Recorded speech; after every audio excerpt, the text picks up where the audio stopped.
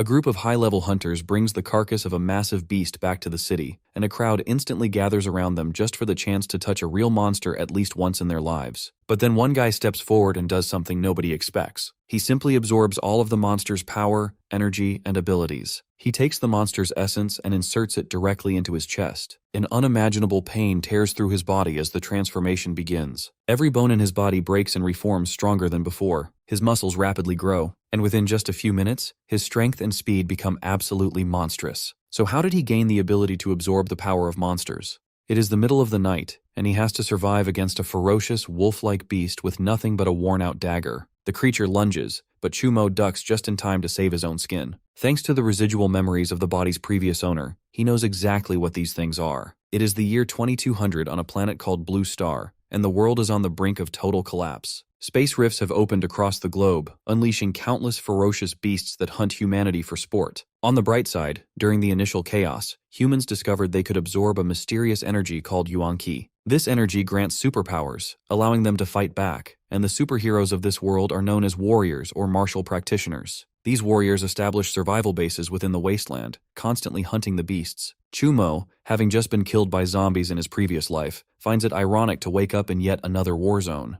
The wolf beast snaps at him again, prompting Chumo to jam his dagger right into its jaws to block the bite. In that split second, he realizes the creature possesses a lightning attribute, as the sparks threaten to disintegrate his flesh. Summoning every ounce of his strength, he overwhelms the beast and shoves it back. Luckily, a nearby tree crashes down on the monster, pinning it and creating a perfect opening. He rushes forward, slashing repeatedly until the wolf finally stops moving. He takes a breath, completely exhausted. His current weapon is nothing but an ordinary dull kitchen knife, and this body is utterly drained, lacking any innate talent for cultivation. The original Chumo must have been incredibly self-neglecting, and going into a forest with a pathetic knife like this isn't hunting. It's a suicide mission. Suddenly, the beast twitches as it begins waking back up. He braces himself and notices that a specific area on the beast's underbelly is not covered in fur and isn't emitting electricity, meaning it must be its vital point. He decides to risk everything on a strike to that spot, but before he can even move, someone else finishes the beast off. Enter Chen Shimi. She is Chumo's childhood friend and technically his fiancée. When they were kids, their families planned to get them engaged because they were inseparable. But tragedy struck before that could happen when both sets of parents died during a joint hunting expedition. Unlike Chumo, Shimi awakened her powers early and always tries to protect him. The original Chumo, driven by a mix of toxic pride and anger, always took her for granted and pushed her away, even blaming her by claiming it was her parents' fault for dragging his parents into that fatal expedition. Looking at her now, the reincarnated hero realizes just how ungrateful the original owner of this body truly was. Shimi looks like she is on the verge of fainting, having just rushed over here straight from her own hunting mission. She is already injured, yet she ran directly into danger the moment she spotted Chumo in trouble. When he asks if she is okay, Shimi looks surprised, since it has been a long time since he spoke to her without hostility. She forces herself up, assuring him she is fine, but there is no time to chat. This creature is a violet lightning ferret, and whenever they die, they emit a scent that allows the rest of their pack to track them down and seek revenge. Shimi prepares to fight the incoming pack, urging Chumo to run. Right on cue, the growls echo through the trees, and a swarm of ferrets emerges from the shadows, ready to pounce. She yells at him to leave and raises her fist to fight. She punches several beasts down, but the strain is too much, causing Zimi to cough up blood and get thrown backward. Chumo catches her before she hits the ground, only to realize she has completely fainted. The pack begins to circle them as dread washes over him. Shimi is unconscious, and he stands absolutely no chance against this many beasts. More than anything, he refuses to drag an innocent person down to death with him,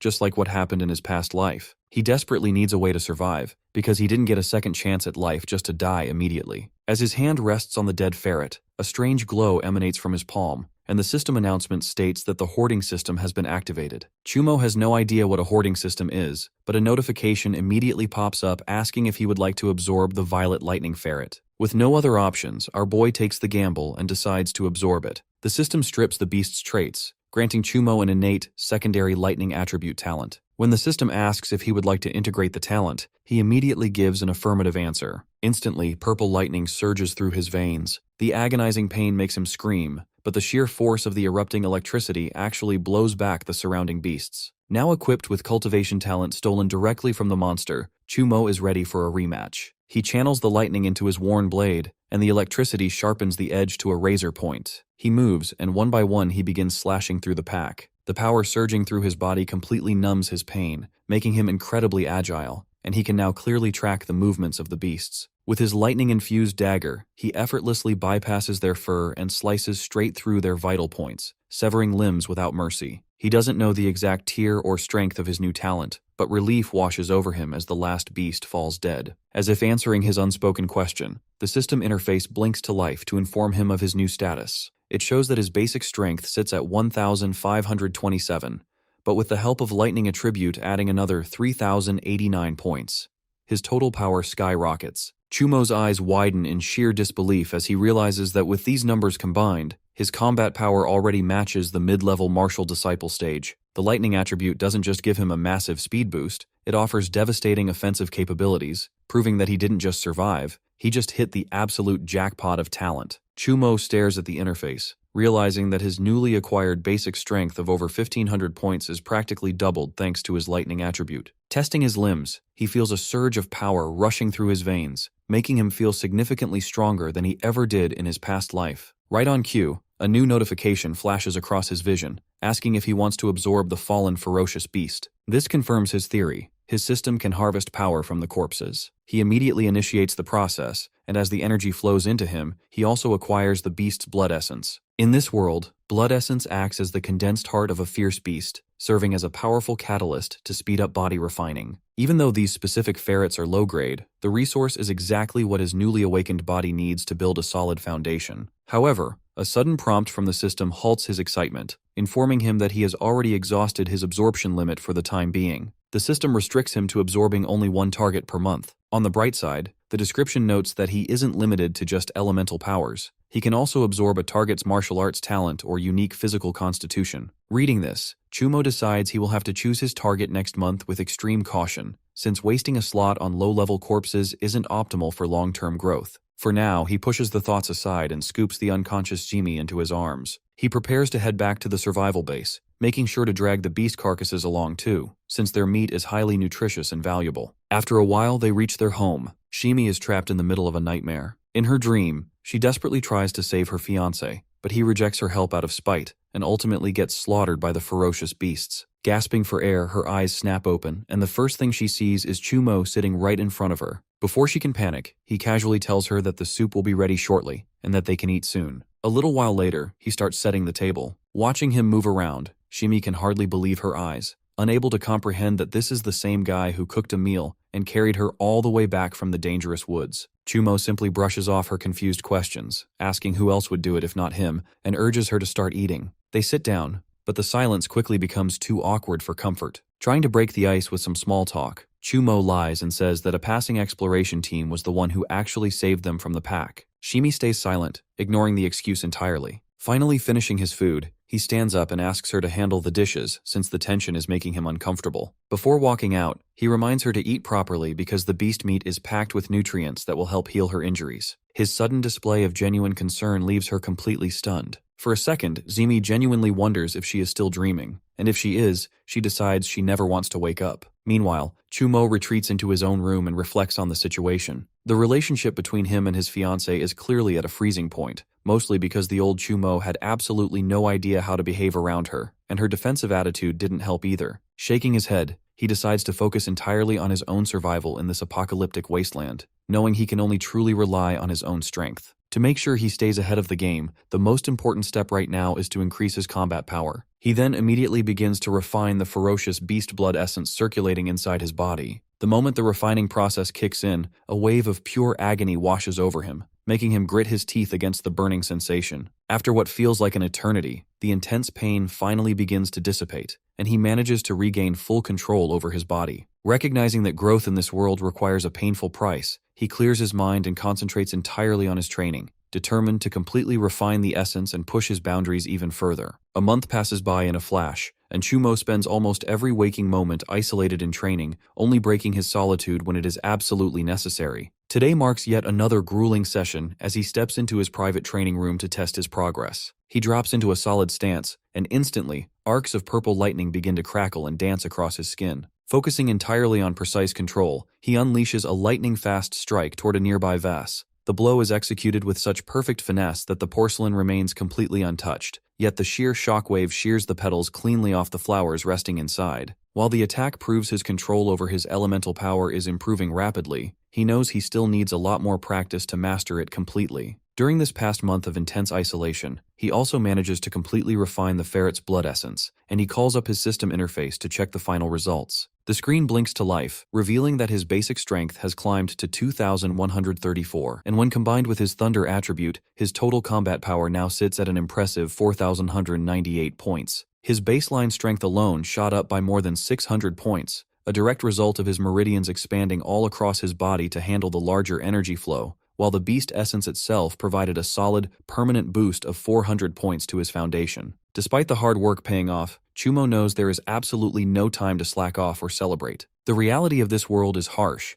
and his true competition consists of the elite geniuses who possess high-grade cultivation talents above the second order, all of whom boast ridiculous growth rates. If he wants to keep up and survive, he needs a massive, steady supply of high-quality, ferocious beast blood essence. It is the only way he can fast-track his physical conditioning and officially force his way into the true martial practitioner realm within the next half a year. While our hero is busy pushing his limits, his fiancée is not slacking off either, training ferociously in front of a combat tester machine. Her fist slams into the tester, but the screen flashes a score of 8,364 points, a result that leaves her completely unsatisfied. With the high-stakes academy hunting trial only a month away, the clock is ticking. Her target for the trial is the two-headed python, a terrifying Grade 2 intermediate ferocious beast, and to successfully take it down, she needs to become a fully fledged martial artist with a combat strength of at least 10,000 points. Thinking back to her recurring nightmare where she loses Chumo forever, her resolve hardens, and she increases the intensity of her punches, desperate to force her way into the martial realm. Addressing her fiancé in her thoughts, she vows to bring back the heart of that two-headed python for him, believing it is the key to finally awakening his cultivation talent. Meanwhile, the said fiancé navigates the crowded commercial area of the Luoyang security base, searching the markets for a suitable ferocious beast to absorb. Unfortunately, almost every single item on display belongs to low-grade, Grade 1 beasts with meager power attributes. To truly upgrade his physique or acquire a superior talent, he knows he needs a carcass from at least a Grade 2 beast. Before he can search any further, a group of cultivators blocks his path, recognizing him as the infamous student who failed to awaken any talent back at the academy. Their leader, Zhou Qi, steps forward to taunt him, mocking him for being a weakling with absolutely no martial talent. Unlike Chumo, Zhou Qi is considered a local genius, having already reached the martial apprentice stage with a combat strength of 6,000 points. Zhou Qi's lackeys join in, loudly whispering that Chumo should be ashamed for hiding behind Shimi and that he should just leave her for their leader. Zhou Qi scoffs, asking what a talentless loser is even doing in a market for beast materials, mockingly wondering if Chumo actually intends to participate in the upcoming hunt. Stepping closer, this arrogant villain leans in and whispers darkly into his ear, boasting that he will claim Simi for himself once the hunt is over, causing Chumo's expression to instantly darken with rage. Seeing the fury in his eyes, the arrogant prick pushes him, laughing at how a guy who hides behind a woman suddenly thinks he has the guts to get angry. Before walking away, he throws down a smug challenge, daring Chumo to actually show up at the trial next month. Watching his nemesis walk away, our boy realizes that Zhou Qi isn't just trying to humiliate him. The guy actively intends to kill him during the trial. Knowing he needs to strike first, Chumo shifts his strategy, realizing a Grade 2 beast won't give him the massive power leap he needs to crush this threat. He needs to find a Grade 3 beast. Finding such a rare creature in the regular market proves impossible, as every stall only carries low-level monsters. Suddenly, a massive commotion erupts near the entrance as the crowd begins cheering for a renowned mercenary group called the Wind Chasers, who have just returned from the wasteland. They are wheeling in the massive corpse of a powerful Grade 3 beast known as an Earth Dragon. The crowd gapes in absolute awe and terror at the sight. This specific monster had been ravaging the northern side of the base, slaughtering numerous martial practitioners and even taking the lives of master martial artists. The aura radiating from the mercenary team is incredibly oppressive, and Chumo can feel the raw pressure from where he stands, estimating that the team's captain must be at least a mid-stage martial master. As one of the mercenaries begins shouting to the crowd, announcing that they are recruiting new members who are at least late-stage martial artists or higher, Chumo ignores the speech entirely, his eyes locked onto the giant lizard. Right on cue, his system interface blinks to life, identifying the Earth Dragon as a valid target and asking if he wants to absorb it. A confident grin breaks across Chumo's face as he realizes his jackpot target is resting right in front of him. While the surrounding citizens crowd around the carcass, eager to touch an Earth Dragon for the first time in their lives, Chumo spots his perfect opening. Blending in with the excited crowd, he steps forward under the pretense of wanting to feel the scales of the legendary beast. extending his hand to secretly extract the powerful beast essence. With the hoarding process proving to be a massive success, our guy successfully acquires the intermediate cultivation physique from the Earth Dragon. The moment he returns to the safety of his private training room, he wastes no time and immediately initiates the fusion process, eager to see just how much this upgrade will push his limits. However, as soon as the absorption begins, he is hit with a wave of pure agony. The fusion requires his entire skeletal structure to be broken down and rebuilt from scratch, causing him to shout in pain as his bones shatter internally. Just when the torment becomes unbearable, a soothing warmth spreads from his heart, flowing through his fractured bones and expanding his meridian points to begin the repair process. Each bone is systematically restructured to be denser and stronger than before, repeating the painful cycle of destruction and rebirth until the physical transformation is finally complete. Breathing heavily, Chumo stands up to inspect his modified body, testing his movement only to find that he feels completely weightless. Eager to gauge his new power, he approaches the room's combat tester and throws a casual punch, but the sheer force of the impact completely shatters the machine. The intermediate cultivation physique changes everything, granting him a permanent passive multiplier that yields tenfold the results from his standard training compared to what he used to gain. Calling up his system interface, he sees that his basic strength has skyrocketed to 2,659 points,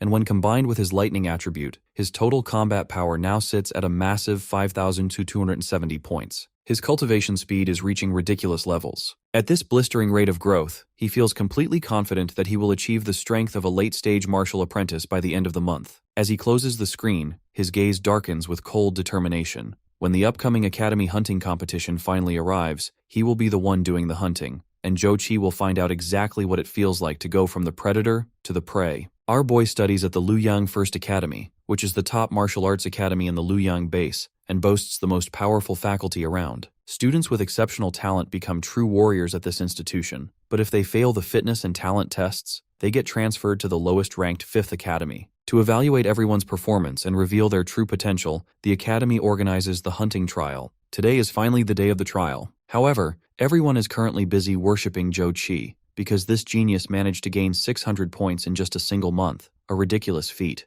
and they are all hoping he will get promoted to the elite class. The moment our boy enters the picture, different voices immediately start taunting him, whispering about how he has no talent, how he should already be in the 5th Academy, and how he just hides behind the hard work of his fiancée. Even Jochi taunts him, mocking that he probably only showed up to watch Simi get chummy with a real genius. However, the arriving teacher interrupts the trash talk. Everyone is required to step forward and sign their student numbers on the registration form. After that, they are ordered to get onto the bus, where the remaining details of the trial will be explained. Once everyone is settled on the vehicle, the teacher informs them that their destination is the wilderness outside the safety base. The students are completely shocked to hear this, knowing that this territory is usually only open to official warriors, and even those elites find it hard to survive out there. But the teacher reassures them, explaining that the Earth Dragon causing trouble out there was recently hunted down by the Wind Chasers. Following that major kill, the base cleared the area and eliminated all level 2 beasts, creating a safe hunting zone spanning 20 miles. It makes for a perfect training ground, as the area now only contains level 1 beasts. Besides, the teachers are also escorting them along the perimeter, though anyone who is too afraid is free to back out right now. Once the murmuring settles, the teacher explains that the hunting trial uses a point calculator system, rewarding points based on the strength and level of the beasts they kill. The rewards for the top 3 performers are massive. Third place gets a bottle of level 2 ferocious beast blood essence. Second place gets 2 bottles of the exact same grade. First place walks away with 3 bottles of essence alongside a bronze-level martial technique. Everyone gapes at the generosity of the rewards, but they already assume that Jochi will easily secure the first-place position. Before they disembark, the teacher hands out distress tokens, which the students can crush in times of danger to signal the nearby teachers for a rescue. However, the teacher warns them not to slack off just because they have a safety net.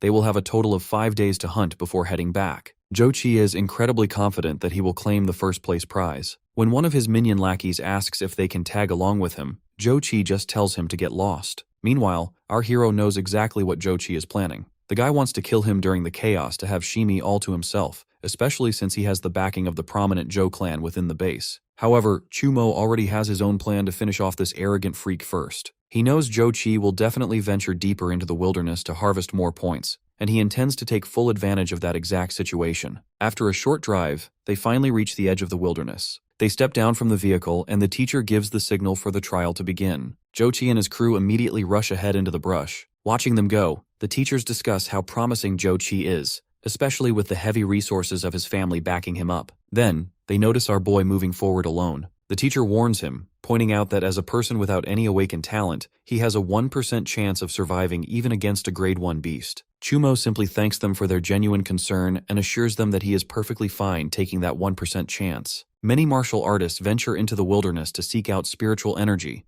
a resource that grants humans superpowers but also causes various beasts to undergo savage mutations. Despite the immense danger, the opportunities are endless, as top-tier groups like the Wind Chasers regularly bring back fortune and resources from these untamed zones. Chumo scans the immediate area for any sign of Jochi, but his nemesis is nowhere to be found, so he decides to hunt a few beasts first to refine his combat power. While he is scouting for a target, a shadow looms behind him, preparing to launch a surprise attack. Thanks to his heightened, razor-sharp senses, our boy leaps clear just in time to save himself. The attacker is an Iron Spine Hound, a level 1 inferior beast known for high attack power and blistering speed, but terrible endurance. The conventional hunting strategy taught at the academy is to play defensively, wearing the creature down over time. Chumo, however, bypasses all of that. Channeling his lightning attribute, he completely one-shots the beast in a flash of purple electricity. Even though the kill is clean, he refuses to lower his standards by using his monthly hoarding slot on such a low-level creature, especially since he already targets much higher-tier traits. Instead, he decides to simply harvest the blood essence, using the standard extraction techniques taught at school. As he works on the carcass, the scent of blood draws in multiple monsters, their eyes glowing in the shadows as they prepare an ambush. But Chumo is already waiting for them, his knife poised with flawless timing. He begins slashing through the incoming wave, using the combat to sharpen his real-world instincts while reinforcing his blade with the lightning effect.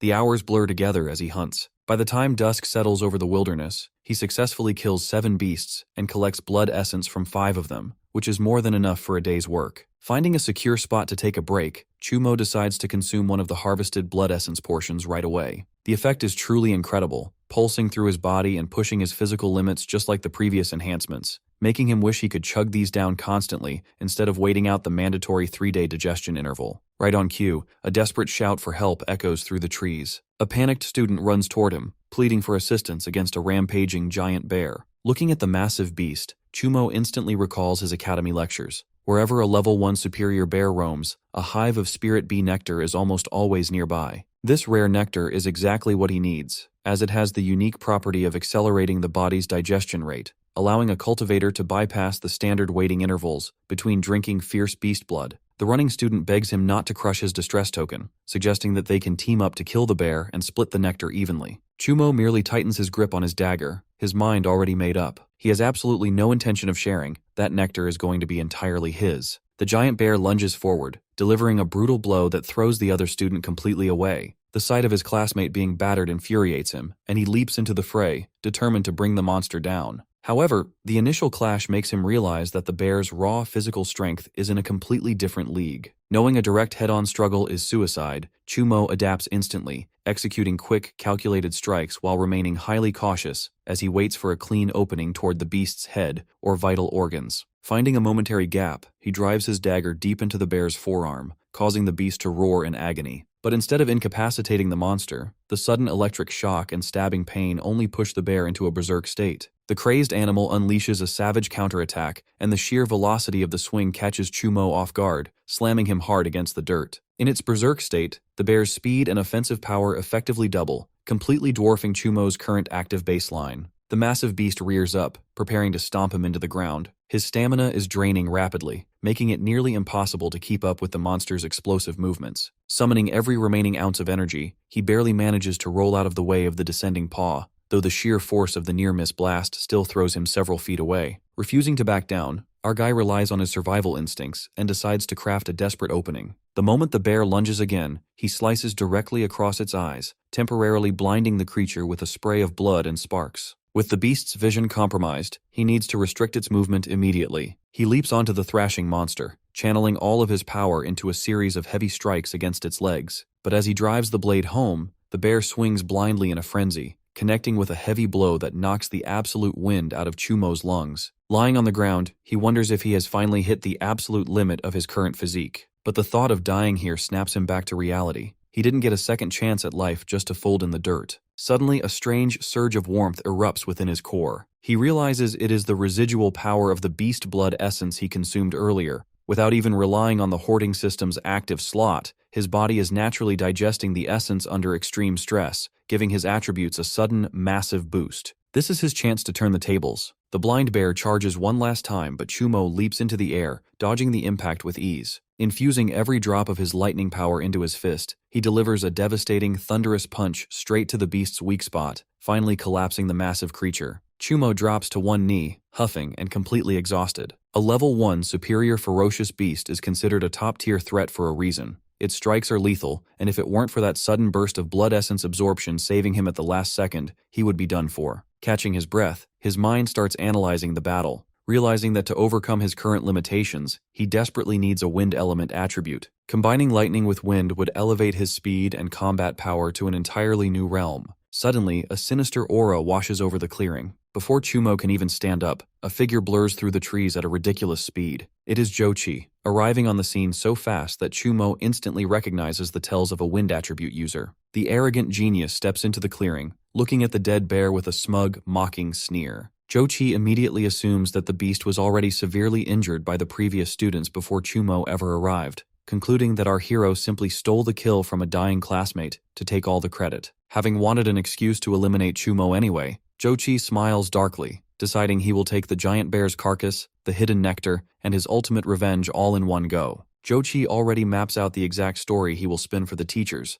planning to claim that Chumo brutally murdered his own classmates just to steal credit for the rampaging giant bear. In the local genius's version of events, he simply caught the talentless loser red-handed and executed him on the spot. He sneers at our boy, mocking that he will at least leave everyone with a highly believable story after he is gone. The villain emphasizes that he does not actually hold a deep personal grudge against his rival. It is simply a matter of him being Shimi's fiancé, which serves as both a blessing and a fatal curse for our protagonist. Hearing this, the transmigrated hero startles his opponent by calmly agreeing that the arrogant young master is absolutely right. The wealthy clan heir completely misinterprets the response, assuming that the weakling is finally breaking down and preparing to beg for mercy, but the hidden powerhouse instantly corrects him, stating that because the villain wants to kill him over his fiancée, it means he needs to eliminate the threat first. With that, our boy lunges forward with his dagger, but his agile foe glides out of the way. The attacker is momentarily stunned to discover that the school's famous failure possesses the thunder attribute, realizing our boy has been faking his weakness all along. However, the villain's wind attribute keeps him entirely untouched as he utilizes his full speed to blur through the air, landing gracefully on a nearby tree branch. From his high vantage point, the elite student unleashes a ranged strike at our hero, who cannot dodge the incoming blast in time and resorts to blocking it with his thunder-infused dagger. Seeing that the main character's sheer elemental output can pierce straight through his wind blade,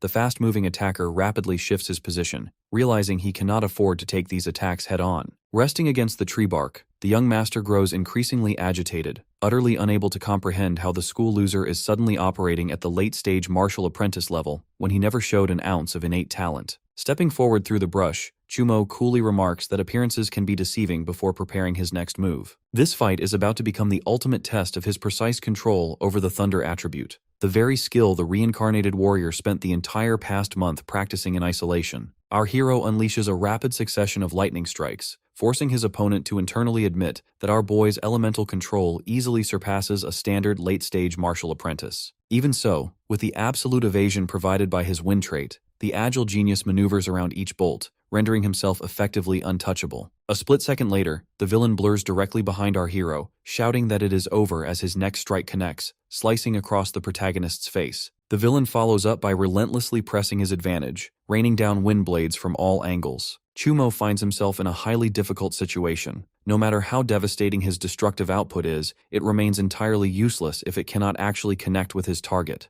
The wind user capitalizes on his massive speed advantage, knowing that even minor, superficial injuries will eventually wear our boy down to a state of exhaustion. Furthermore, the enemy's reaction time is incredibly high, which only makes our hero more determined to get his hands on that exact wind attribute. He forces himself to remain calm, analytically breaking down his opponent's patterns. Since his enemy's singular focus is to deliver a lethal blow, his final landing point must always close the distance right next to him, meaning all the clever fighter needs to do is accurately predict the trajectory. He calculates that the villain's last appearance occurred at the 9 o'clock direction, with an attack frequency hitting every 4 to 6 seconds. Mapping out the logical movement path, our boy glances directly behind him to the precise spot where the arrogant heir is about to manifest, fully charging a localized thunder arrow. The very next moment, the target blurs into existence, only to find the loaded thunder arrow firing directly into his path. The trap is completely unpredictable, leaving the villain zero time to dodge. The strike hits its target dead on, sending the young master crashing down as he gasps in absolute shock,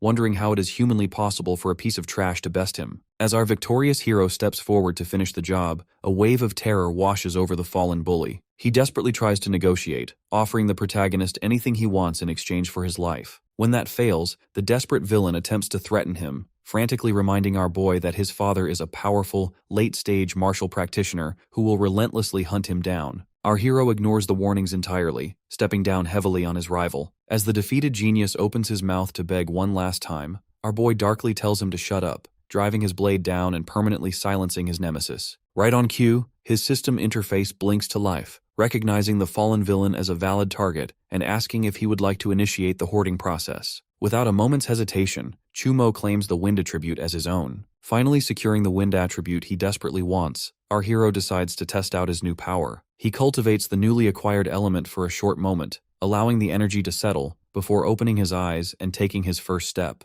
The transformation is staggering. Moving with the assistance of the wind, his speed increases threefold, making him feel as though his entire body has literally turned into a gust of air. Both his agility and body control reach a completely different league. Moving like a ghost from one tree to another, he blurs through the forest before landing gracefully right in front of his enemy's corpse. A greedy grin breaks across his face. Having already harvested the elemental talent, the clever survivor decides to see what else he can squeeze out of his fallen enemy's remains. To his absolute awe, the system interface reveals a bronze-level martial skill called the Wind-Piercing Blade, the exact signature move his opponent used against him moments ago. This confirms that the hoarding system doesn't just strip away talent and physical constitutions, it can literally steal and instantly teach him the target's mastered techniques. He immediately absorbs the skill, instantly uploading the knowledge into his muscle memory. He learns that the technique contains 3 distinct levels of mastery. At the first level, a cultivator can coat their weapon in a sharp layer of blade light, while the peak third level allows a warrior to manifest a solid, devastating projection of energy. The main character realizes that his dead nemesis had only managed to reach the first level, as the stolen blade only glows slightly during the visualization. Yet, even at the introductory level, the destructive power is immense. Once he pushes the technique to the third level, he will be able to extend his lethal range to a whopping 30 meters, which is an incredible advantage for close-quarters combat. Right on cue, another system notification pops up, informing him that the deceased heir possessed a hidden special item and asking if he wants to collect it. Obviously, our boy is not about to deny a free jackpot. When the system extracts the item, our boy is fascinated to find an intricate treasure map. Unrolling the parchment to examine its secrets, he is completely stunned by what he finds. It is a guide leading directly to an earth dragon nest, the resting place of a legendary 10,000-year spirit essence. This kind of heavenly resource is capable of permanently evolving a person's natural talent and physique. Knowing he cannot afford to let a miraculous treasure like this slip through his fingers, he immediately resolves to hunt his way into the dragon's den. However, he reminds himself to remain cautious. The wealthy Zhou clan backs the fallen young master, and if anyone discovers that our hero is the murderer, the consequences will be fatal. His immediate plan requires absolute secrecy. Dispose of the corpse, locate the Yuanling bee nectar, and find a secure place to rest for the night. By nightfall, our hero reaches a place where the Yuanling bee nectar is hidden. He carefully harvests the honey, though he feels a pang of disappointment when the massive hive only yields half a canteen of the precious liquid. Sitting back to count his total loot for the day, he notes an impressive haul of 21 bottles of beast blood essence, gathered from his own kills and the fallen students he came across. One detail still bothers him, though. He couldn't understand why Zhou Qi didn't have a single bottle of resources inside his standard student bag, just a basic knife and an odd, small pouch made of beast skin. Examining the strange pouch, he recalls that Zhou Qi hadn't even used this particular knife during their deathmatch. Intrigued, our hero channels a burst of his own yuanqi into the beast skin bag to see what happens. The moment his energy interfaces with the material, the tiny pouch expands into a localized dimensional pocket. It is a spatial storage bag, an incredibly expensive luxury item that a normal person couldn't afford in a lifetime. Our boy realizes he just hit the absolute motherlode. Packed within the space is a massive hoard of yuan stones, totaling at least 600 lower-grade pieces, alongside 12 additional portions of fierce beast blood essence, 3 of which belong to high-tier Grade 2 beasts. In this apocalyptic world, yuan stones are the pure, crystallized essence of environmental nourishment. warriors can directly absorb their energy to cultivate, and they also serve as the primary currency among high-level martial practitioners. Our hero quickly transfers everything into the spatial pouch, deciding to keep the bag hidden since carrying such an expensive item would instantly draw unwanted suspicion. With his inventory secure, our guy takes a sip of the newly harvested bee nectar to test its rumored effects. The experience is completely different from consuming raw beast blood. Instead of a violent, burning sensation of blood, a soothing, warm current flows gently through his core, immediately easing his fatigue and healing the tiny, superficial wounds on his face. He closes his eyes to cultivate, absorbing the fluid and opening them a short while later, feeling completely refreshed. The results surpass his wildest expectations. With just a single mouthful of the nectar, his body can digest and fully process beast blood essence in a matter of hours, a task that normally requires a strict 3-day waiting interval. The protagonist grips the bottle tightly, wishing he had an endless supply of this nectar so he could chug beast blood continuously and skyrocket his attributes without restriction. Realizing he is now fully rested, the ambitious hero decides to consume more blood essence right away. The dawn is fast approaching, and he needs to explore the Earth Dragon Nest the moment the sun rises. To survive whatever traps are waiting for him inside that den, he needs to become as powerful as humanly possible before the night ends. With the help of his system, Chumo reaches the exact location where the Earth Dragon Nest should be. Landing on the spot, he realizes the entire area is thoroughly investigated and cleaned up, hidden so well that an average person wouldn't stand a chance of finding a treasure here. He internally thanks the Joe family, noting that even the elite investigation team couldn't locate the hidden essence. He ventures deeper into the cavern to find the treasure, but the path is so deep that even after 10 minutes of walking, he still can't find the end. Finally, he encounters something that looks like a spiritual barrier. He doesn't know whether it is a natural phenomenon or man-made, but the moment he touches it, his hoarding system activates, allowing him to pass right through the barrier effortlessly. Inside, he finally discovers the 10,000-year spirit essence resting in the form of a small glowing pond. Strange mystical bubbles float up from the pool, acting as a natural byproduct of the energy. It is completely normal for a heavenly treasure to produce accompanying spirits like this, so Chumo decides to inspect it more closely later. Checking his memory for the proper manual instructions on how to use the essence, the protagonist prepares to take a bath inside the pool. He jumps directly into the liquid and is instantly overwhelmed by a heavy, sorrowful sensation, as if the collective emotions, life, and death of every creature that lived on this land for 10,000 years are pouring straight into his mind, accompanied by an endless scent of blood. When he opens his eyes, his gaze is significantly sharper than before. He rises from the essence pool, feeling a powerful upward surge of energy pulsing through his limbs. Landing firmly on his feet, our hero realizes his wind attribute has integrated with his body so perfectly that he can barely feel his own physical weight, making him incredibly light. He immediately opens the system interface to check the improvements to his talents and physical attributes. The screen updates to reveal that his physique has evolved into an advanced cultivation physique, and his thunder attribute has upgraded to a superior rank. Our boy now truly understands how miraculous this essence is. While consuming 4 bottles of beast blood essence only granted him a 500-point increase, this spirit pool managed to upgrade both his physical constitution and elemental attributes by an entire tier. Although the essence yields the most dramatic effects during the very first use, Chumo still collects a few remaining drops before heading back out into the wilderness to hunt,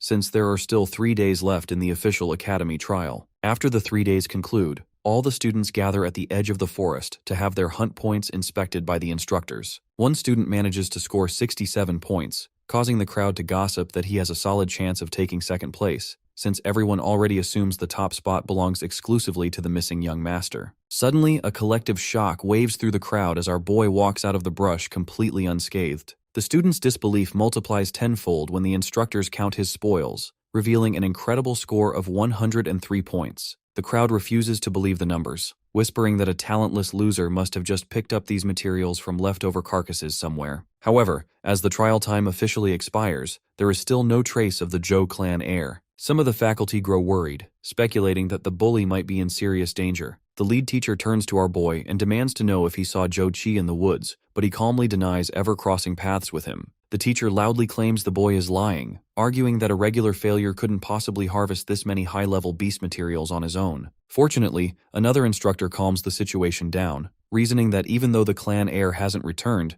a talentless student like Chumo simply doesn't possess the combat strength required to harm someone of that caliber. Accepting the logic, the faculty officially declares our hero the winner of the trial based on his overwhelming point count. The head teacher announces that the official rewards will be distributed back at the academy campus, urging everyone to board the vehicles quickly since something highly dangerous is clearly roaming the jungle and picking off prodigies. As the students settle into the transport vehicle, the sympathetic instructor pulls our boy aside to issue a quiet warning. The teacher points out that with the young master missing, and the school loser suddenly pulling a massive haul of materials, the powerful Joe family will never believe he is entirely innocent in the matter. He advises our boy to take his rewards, head straight home, and stay indoors to avoid the inevitable fallout. Meanwhile, the grim news travels fast, reaching Zhou Cheng, the formidable father of the missing genius and the ruthless leader of the clan. The powerful patriarch refuses to believe that his prized son could possibly fail or disappear during a simple academy trial. His subordinate nervously relays the official academy report,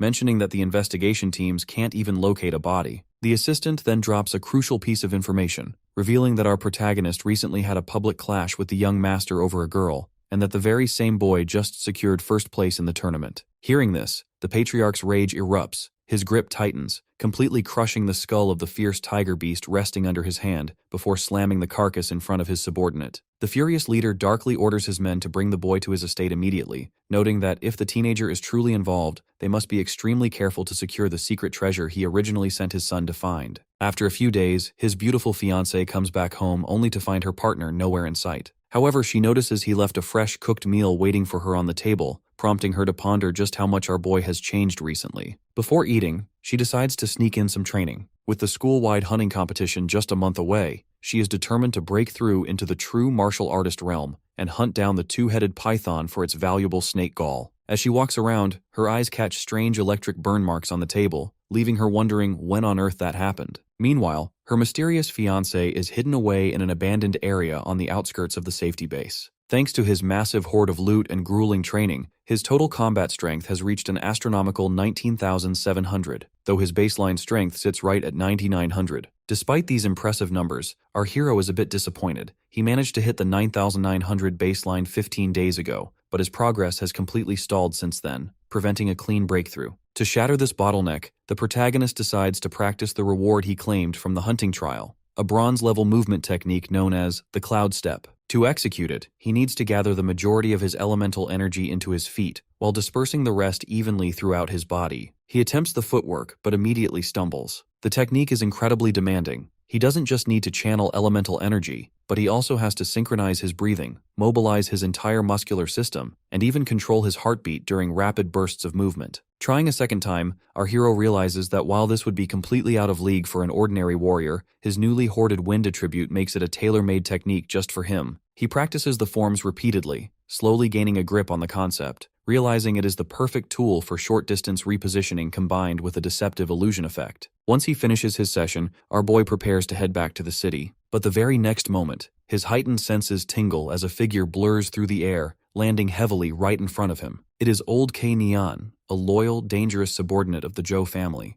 The old servant coldly orders our boy to follow him to his master's estate, but our clever boy flatly refuses, stating he has absolutely no affiliation with the clan or its leader. The elder narrows his eyes, warning the teenager that Patriarch Zhou Cheng is a late-stage martial artist and one of the strongest powerhouses in the base, advising our boy to comply peacefully. Our hero, well aware that this man is the father of Zhou Qi he executed, realizes the wealthy family is finally targeting him. He outrageously refuses the summons again, mocking that if the patriarch wants to see him so badly, the man can come find him himself. Infuriated by the blatant insolence, the elderly martial practitioner lunges forward, aiming to personally apprehend the boy and drag him back in chains. However, the moment his hand is about to clamp down, our hero completely vanishes from sight. The old man freezes in absolute shock, unable to comprehend how a student could master such advanced movement footwork so quickly. Before he can recover, the elder is petrified to see his dead young lord's signature battle sword resting casually in our hero's hand. The subordinate instantly roars in fury, shouting that the school failure is indeed the murderer of Zhou Qi. Before the elder can even launch a counterattack, our boy vanishes again, reappearing directly behind the old man's blind spot to unleash a devastating wind-piercing blade.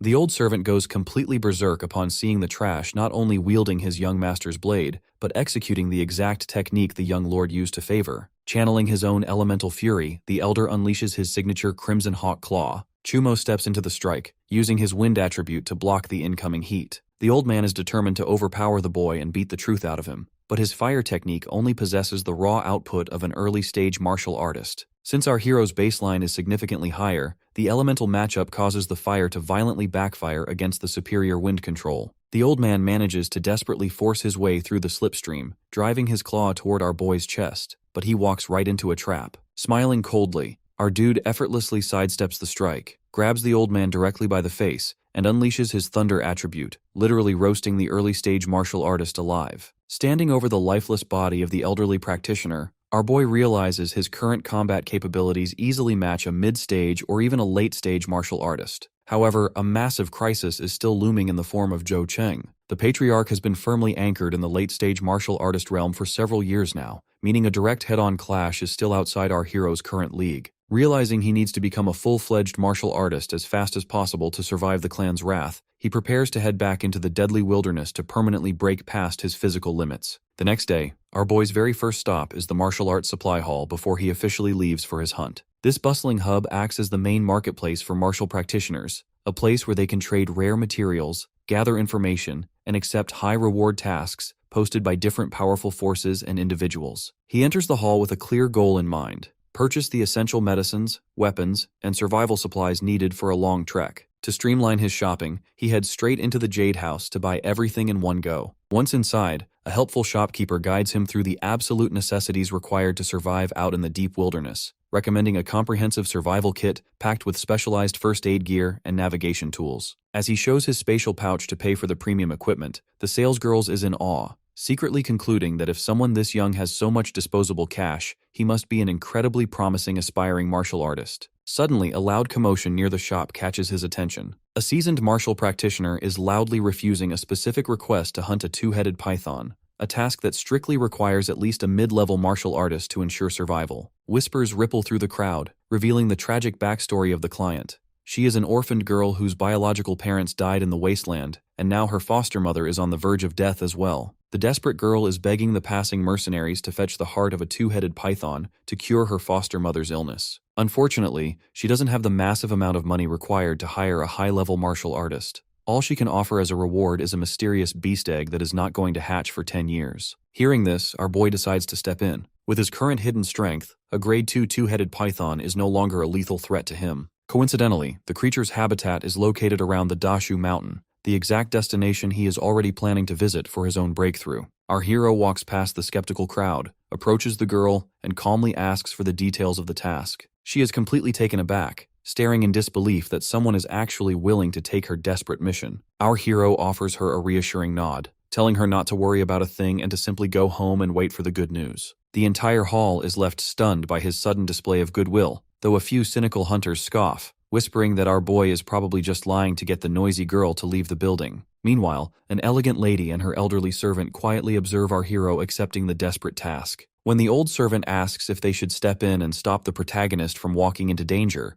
the young mistress gently declines, noting that there is no need to interfere since the boy has already made up his mind. The elderly servant softly comments on how genuinely kind-hearted the young boy seems, especially since he just accepted a perilous mission that offers absolutely no monetary reward. Her mistress nods in agreement, her interest in our dude clearly piqued. After a 2-day journey, Chumo arrives at the rugged wilderness of Dashu Mountain. Located about 20 miles away from the safety base, this mountainous region is a relatively controlled territory, often used as a training ground for aspiring novices. In contrast, seasoned martial practitioners usually venture into the deep wilderness over 100 miles away to hone their cultivation and hunt for high-grade supplies. Currently, our boy is deep in the zone, effortlessly cutting down a grade 2 low-level iron mantis. He has been hunting in these woods for a day and a half now, and with the permanent blessing of his thunder attribute, his raw strength has skyrocketed to a massive 15,000 jin. He isn't just mindlessly killing either. Our boy is meticulously harvesting blood essence, gathering rare heavenly materials, and collecting hidden treasures to continuously boost his foundation. His wind-piercing blade has successfully evolved to the second level of mastery, and his elusive cloud step is also on the absolute verge of a breakthrough.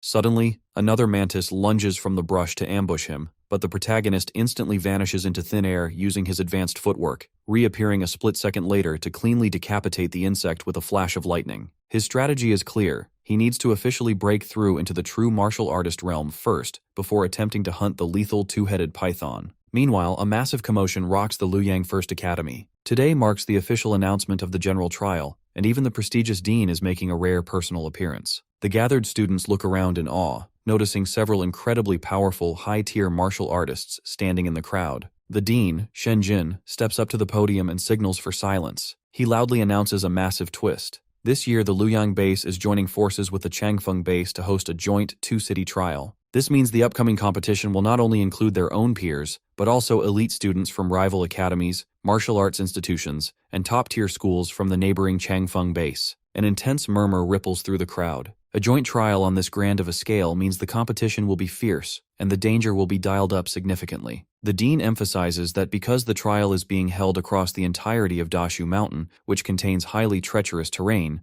the students are officially permitted to form cooperative teams, though anyone too terrified to participate is free to back out immediately. However, with extreme danger comes unparalleled opportunity. The dean reveals a staggering list of generous rewards reserved for the top 10 teams and individual performers, including high-level martial arts techniques, beast blood essence, and premium primordial stones. The announcement instantly hypes up the crowd, igniting the competitive drive of the elite classes, which includes our boy's fiancé. The reality of Dashu Mountain is no joke, as the deeper regions harbor terrifying Grade 3 and Grade 4 beasts. As the crowd cheers, Shimi's thoughts drift to her missing fiancé. Since he hasn't shown up to campus recently, she assumes he is completely unaware of the trial, and given her protective nature, she thinks it is for the best that he stays safely behind. Just 3 days ago, she successfully forced her way into the true martial artist realm, significantly boosting her combat power. She is completely determined not only to place in the top 10, but to personally hunt down the two-headed python and secure its heart, firmly believing it will allow her talentless partner to finally awaken his cultivation abilities. Suddenly,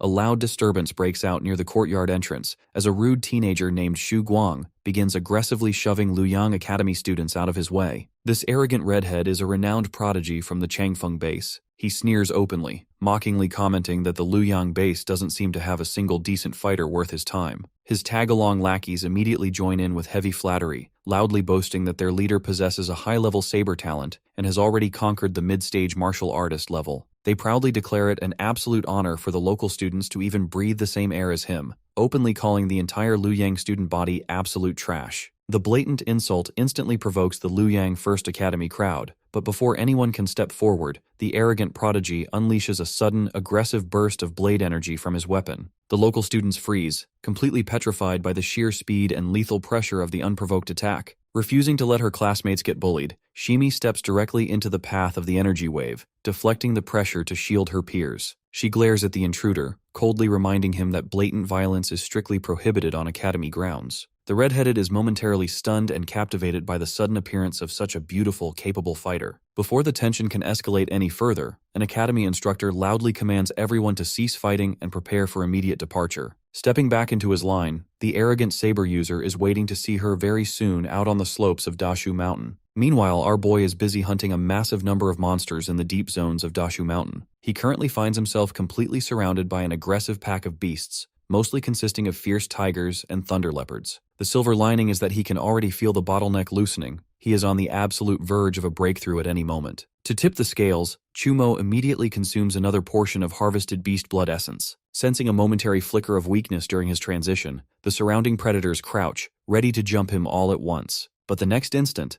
a humming surge of raw, unadulterated power erupts within his core. He officially shatters the barrier and steps into the true martial artist realm. To stabilize his newfound strength and loosen up his muscles, he needs a proper fight. Our protagonist rushes ahead with his battle sword raised, slashing through the incoming horde as if they are nothing but paper. After a brief, chaotic melee, the surrounding pack is completely wiped out. Furthermore, the intense breakthrough triggers a deep marrow-cleansing process, completely purging all remaining impurities from his body. With the transformation complete, his baseline strength alone has officially exceeded 17,000 Jin. Breaking through to the martial artist realm combined with his dual attributes means he can now easily take down a mid-stage martial artist, meaning he no longer needs to fear the wrath of Zhou Cheng. Before heading back to the base, our boy still needs to accomplish his primary mission, and luck is on his side as he senses his target nearby. He originally planned to travel all the way to the creature's known habitat, but it seems the massive commotion and energy fluctuations from his breakthrough drew the monster right to him. The suffocating aura radiating from the creature tells him everything he needs to know.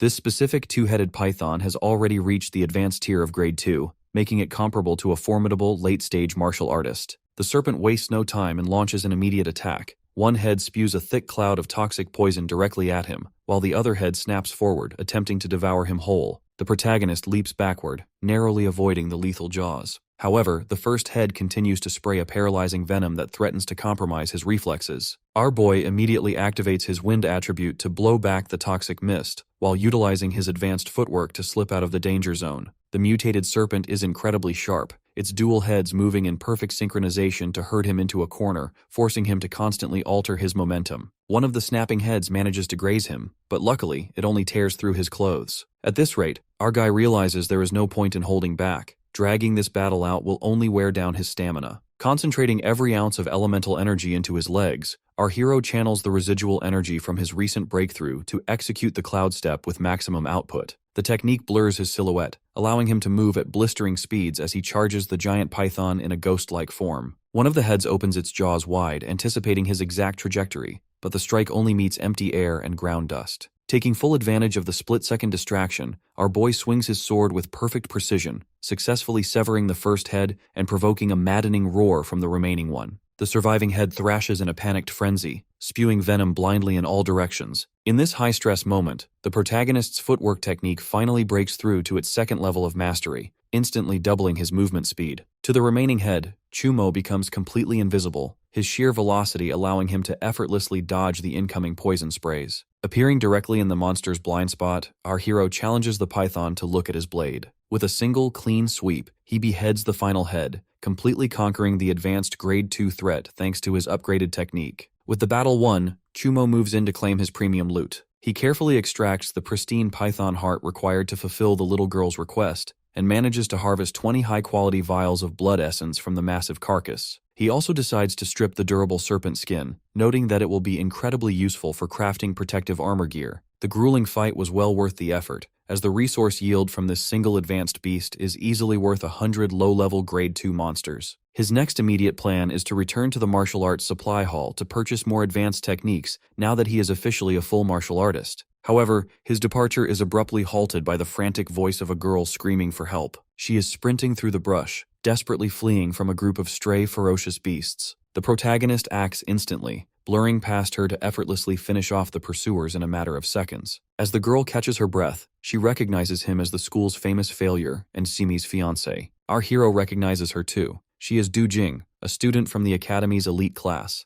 The young woman is in a state of absolute panic, frantically informing him that their elite class just ran directly into an ambush by a terrifying chasing wind wolf led by Shu Guang. Then she begs him to go save his fiancé, screaming that Simi is in extreme danger. The news instantly commands his full attention, his gaze darkening as he demands to know exactly where his fiancé is located. On the other hand, the elite student is totally confused. In everyone's eyes, our hero is supposed to be the defenseless burden who always needs to be protected by his beautiful fiancé because of his inability to cultivate. Yet, right before her eyes, this supposed loser just casually slaughtered a high-tier monster like it was nothing. Noticing her stunned expression, our boy figures he might have scared her a bit, so he takes a step back, apologizes for the intensity, and calmly asks about Jimi's situation. The frantic girl quickly fills him in on the joint academy competition, explaining how their class formed a cooperative team to tackle the mountain slopes. While searching the deeper ridges, the female students were busy gathering wind spirit grass when a massive pack of chasing wind wolves ambushed them. The heroine immediately stepped into the vanguard to protect her classmate, and through sheer combat prowess, they actually managed to break out of the initial siege. However, their luck ran out when they ran straight into the arrogant redhead, Shu Guang, and his squad. With the situation turning ugly, his fiancé intentionally drew the enemy's attention, creating a desperate escape window for her classmate so she could run and get backup from the elite class. By the time the girl managed to slip away, Shimi was already sustaining injuries from the uneven fight. Desperate, the weeping student pleads with our boy to go and save his fiancé, pointing him toward the battlefield located about 10 miles to the southeast. Our hero assures the panicked girl that he will save his fiancé, telling her to focus on finding the rest of the elite class before he instantly dashes into the brush. Watching his departing silhouette blur through the trees, she feels a sudden wave of relief wash over her after the chaos, genuinely believing that he will save Jimmy. Meanwhile, 10 miles away, the brave heroine stands defiantly in front of the arrogant prodigy of the Changfeng base. The red-headed menace offers her a chance to join his elite squad instead of sticking with the losers of the Luyang base. But she flatly refuses, calling him a coward who only takes advantage of others by using the chaos of ferocious beasts to sneak attack her. The The villain just laughs at her defiance, mocking her sharpness, but in a flash he blurs directly in front of her. He unleashes a brutal strike that throws her violently against a tree bark, arrogantly claiming he will show her the absolute difference in their raw power. He sneers that he feels sorry for her, offering one last chance to submit to him. The proud heroine grits her teeth in response. Looking at her stubborn expression, the elite saber user boasts that ever since he awakened his high-level saber talent, no one has ever rejected him. He claims he won't force her anymore. Instead, he will simply fulfill her final wish and finish her off. Seeing the incoming lethal blade, the injured girl closes her eyes, silently accepting her fate. But the next split second, before the villain can even touch her, our hero drops from the sky, slamming right between them to block the fatal attack. Chumo channels his massive strength to violently push the attacker away, forcing the redhead to desperately brace himself against the dirt to stay upright. Xu Guang is in absolute disbelief, unable to comprehend how someone this powerful could belong to the trash-filled Luoyang base. Our boy casually glances at him, coldly replying that the guy talks way too much. Hearing that familiar voice, the dazed heroine opens her eyes, her mind spinning as she tries to process if her supposedly defenseless fiancé is actually standing in front of her. The furious redhead immediately retaliates, unleashing his high-level ice talent alongside his saber. Seeing that the villain possesses a dual attribute, Chumo prepares himself. Because his injured fiancé is directly behind him, he can't simply use his cloud step to dodge the incoming blizzard. He has to stand his ground and tank the attack head-on. With a surge of lightning, he slashes through the incoming ice storm, but a stray shard manages to graze the girl behind him. Seeing his fiancé get hurt, our boy goes completely berserk. Stepping forward with raw fury, he unleashes a thunderous barrage, utterly overpowering the arrogant prodigy in a direct blade clash. The elite saber user is in total shock.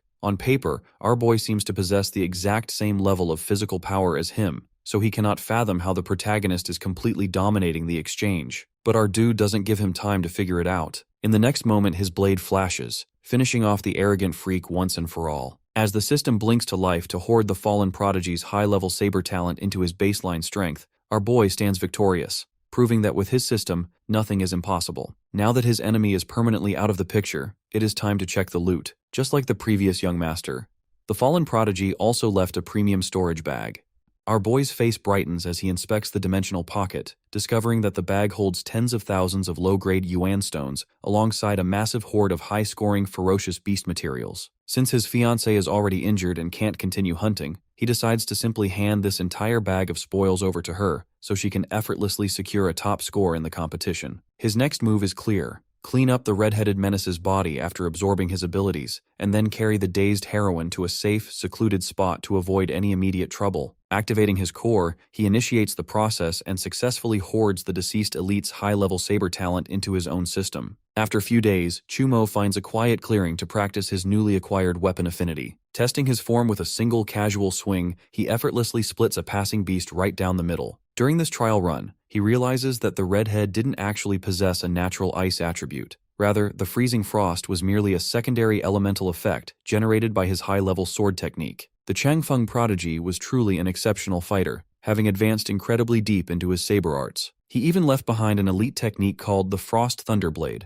a silver-level martial art that is far superior to ordinary skills. By utilizing his hoarding system to combine the dead prodigy's raw talent with his own current baseline, our boy can now wield the technique with even greater devastating power than its original master ever could. Intrigued by his explosive growth, he brings up his interface to check his updated stats. His base physical strength now pushes past 18,000 Jin, and when he factors in the massive multipliers from both his thunder and wind attributes, his total combat output skyrockets beyond a ridiculous 75,000 Jin. With these incredible numbers anchoring his foundation, he decides it is finally time to head back to the safety base. He has already spent a full, grueling month roughing it out in this dangerous wilderness, and he still needs to deliver the two-headed python's heart to the desperate little girl waiting in the city. Our boy rushes straight back to the martial arts supply hall, where the little girl is already waiting anxiously for him. While she waits, some passing mercenaries mockingly tell her to stop wasting her time, arguing that an advanced grade 2 two-headed python is far too dangerous for a random kid to handle. They tell her that the boy is either dead out in the wilderness or simply chickened out and fooled her from the start. Hearing these harsh words brings tears to her eyes as she begins to fear the absolute worst for her only hope.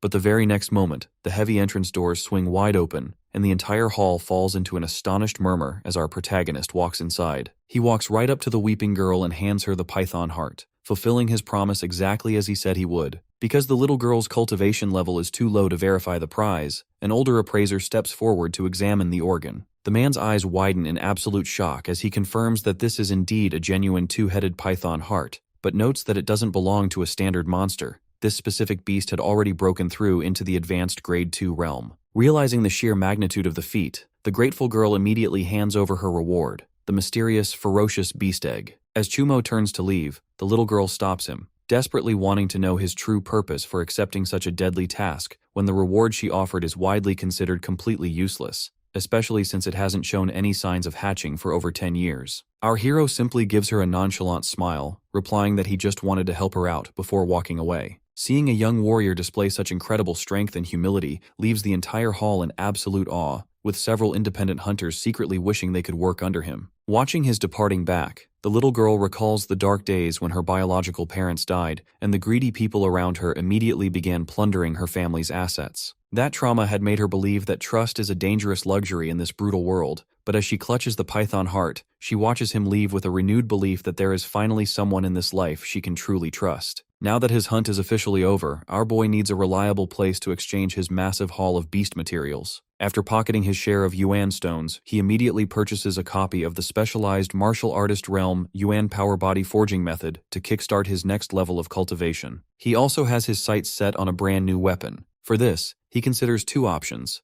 either buy a premium, finished blade right off the shelf, or commission a blacksmith to forge a custom sword using the reinforced spine and durable scales of the advanced python he just slaughtered. With these goals in mind, he finds himself standing in front of the Jade House. The salesgirl from his previous visit recognizes him the absolute second he steps through the door. She immediately realizes that he has officially broken through into the true martial artist realm. She quickly offers her enthusiastic congratulations, before politely asking what kind of supplies he requires today. During his last visit, his low cultivation level kept him blind to her true depth, but now he can clearly perceive that even this ordinary front desk clerk is a trained martial artist. It really shows the sheer, undeniable power of the Jade House if their floor staff possesses this level of strength. Our boy gets straight to the point, telling her that he is looking to buy high-grade cultivation resources and needs to sell off the material. Nodding understandingly, the clerk leads him into a private backroom to meet Elder Yang, the store's resident master appraiser. Our protagonist casually empties his spatial pouch, piling the counter high with an overwhelming mountain of pristine beast carcasses, including several high-tier pieces from Grade 2 low-level monsters. The old man's eyes sparkle as he sifts through the haul, clearly recognizing the exceptional quality of the materials. Throughout the evaluation, the elder is deeply impressed that a warrior this young could personally hunt such an immense quantity of high-grade creatures without ruining the hides. Once the final calculation is complete, the appraiser offers him a 156,000 low-grade yuan stones for the entire lot, a fair price that our boy gladly accepts. With the transaction settled, our boy provides a specific list of the cultivation resources he needs and asks if they can recommend a top-tier sword. Elder Yang hands him an exclusive inventory catalog of their rarest items, confidently boasting that if the Jade House doesn't carry what he is looking for, he won't stand a chance of finding it anywhere else in the entire base. Looking over the price tags in the catalog, the reality hits our boy. A mere high-grade combat sword costs a whopping 100,000 Wayne stones, while premium blood essence from advanced ferocious beasts sits at an eye-watering 200,000. He quickly realizes he was dead wrong to think his recent payout made him wealthy. With prices this steep, his hard-earned cash won't stretch very far. Adapting quickly, he decides to prioritize what he needs most. He settles on a durable Grade 3 alloy sword, the copy of the martial artist realm Yuan power body forging method, and a comprehensive encyclopedia covering ferocious beasts and exotic spiritual plants. Tallying up the final bill against his earnings, he finds that instead of pocketing a profit, he actually needs to pay an additional 16,000 Wen stones out of his own pocket. Right as he prepares to settle the debt, the front desk salesgirl abruptly interrupts the meeting, rushing into the room to whisper something urgently into Elder Yang's ear. The appraiser turns to our boy, informing him that the executive director of the Jade House wants to meet him upstairs. Our protagonist can't fathom why the mysterious head of such a massive establishment would target a newly advanced martial artist, but he head up anyway to find out for himself. The clerk leads him into a private suite. Resting on the seat is the exact same elegant lady and her elderly servant who watched him accept the orphaned girl's quest days ago. The very first thing our boy's sharp gaze locks onto is the intricate insignia embroidered on the old servant's robes, a mark indicating that the elderly woman is at least a formidable Grade 3 martial artist. His mind races, concluding that the young mistress must be far more than a mere local store director if her personal handmaiden is a powerhouse of that caliber. The lady offers a refined smile, introducing herself as Mo Shanshan, and politely apologizes for the abrupt summons. She gets straight to the point, inviting him to join the prestigious Jade Merchant Alliance. She explains that she personally witnessed his interactions, assuring him that she harbors absolutely no malicious intent. Furthermore, she reveals that she checked his official academy records. She knows he was logged as having zero innate talent for years, concluding that he must have been deliberately faking his weakness all along. Given that he just casually hunted an advanced two-headed python, she deduces his true combat strength must sit comfortably at the mid-stage martial artist realm or higher. Before he can grow defensive, Mo Shanshan quickly reassures him that she has no desire to pry into his personal secrets. She simply wants to recruit him based on his exceptional talent and rare, kind-hearted nature. To prove her sincerity, she presents a Grade 3 battle sword forged from the bones and blood of a mid-stage Grade 3 ferocious beast,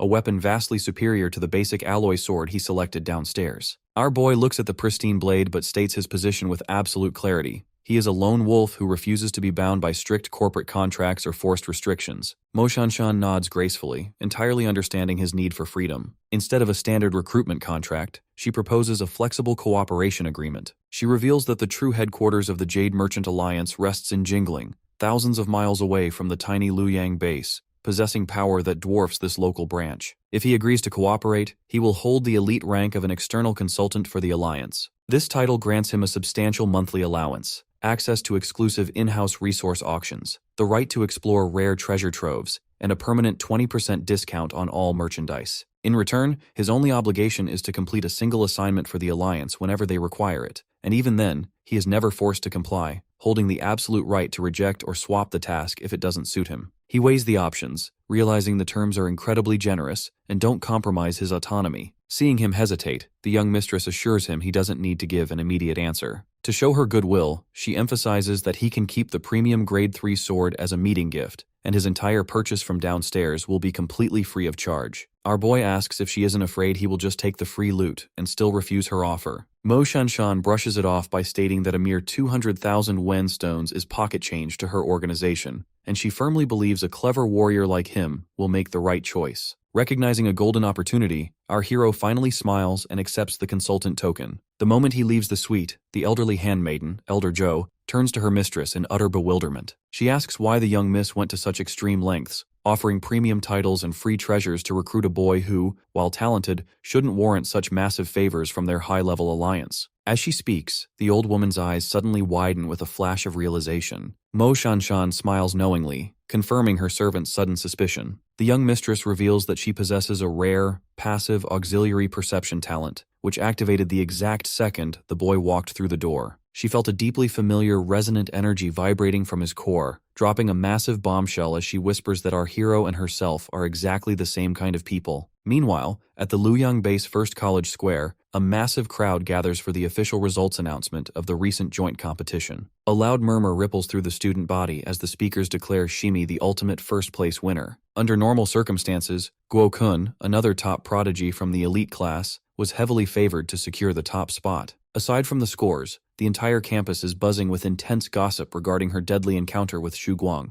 especially since the Changfeng base authorities haven't been able to locate a single trace of their star student's body. When the faculty calls her name, the heroine walks toward the stage to claim her rewards, her mind completely elsewhere. She vividly remembers how a mysterious savior dropped from the sky, rescued her from the brink of death, and left behind the dead prodigy's spatial storage bag. That massive stash of premium materials is the sole reason she managed to lock in the first-place score, and she is still desperately wondering about the true identity of her hidden protector. Her close friend gives her a quick poke to snap her out of her daze, urging her to step up to the podium. On stage, she receives a jaw-dropping haul, 10 vials of Grade 3 ferocious beast blood essence, 100,000 low-grade yuan stones, and a voucher to select any bronze-level martial arts manual from the Academy's library pavilion. To top it all off, the dean announces he will personally take her under his wing as a direct disciple, alongside a permanent increase to her monthly resource allowance. The crowd cheers wildly for her massive success, knowing that the dean's personal guidance is a priceless reward that dwarfs everything else. Yet, even during her moment of glory, she finds herself thinking about her supposedly talentless fiancé,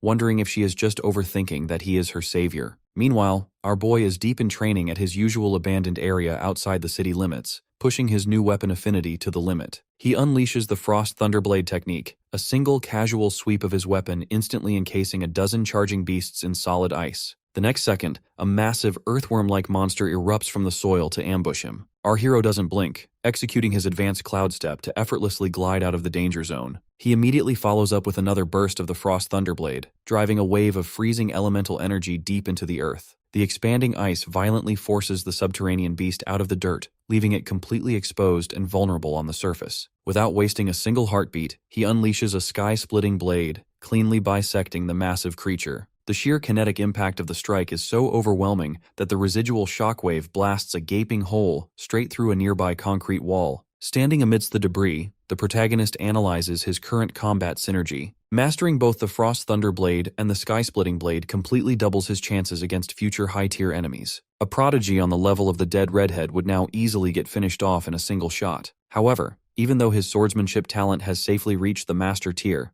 our boy fighter still feels like a crucial piece of the puzzle is missing, preventing him from unleashing his full potential. He realizes that while his martial arts comprehension is off the charts, his physical body isn't robust or refined enough to fully channel the massive energy output. According to the specialized manual he purchased from the Jade House, the true martial artist realm requires mastering 3 subsequent physical refinement stages: UN power body forging, blood refining, and chi gathering. To fix his bottleneck, he immediately sits cross-legged to begin the intense Yuan power body forging routine. He awakens his core aura, channeling a torrent of raw environmental energy directly into his muscles and bones. His training is completely relentless, remaining locked in isolation for a solid half-month. The grueling process brings an indescribable, agonizing sensation. Suddenly, a sharp, piercing pain erupts throughout his entire frame, forcing him down to his knees as his bones feel like they are being roasted alive. A dark, foul-smelling layer of hidden impurities begins to ooze from his pores, a deep, unexpected bone-cleansing reaction triggered by the premium forging manual. Once the painful process concludes, our boy opens his eyes,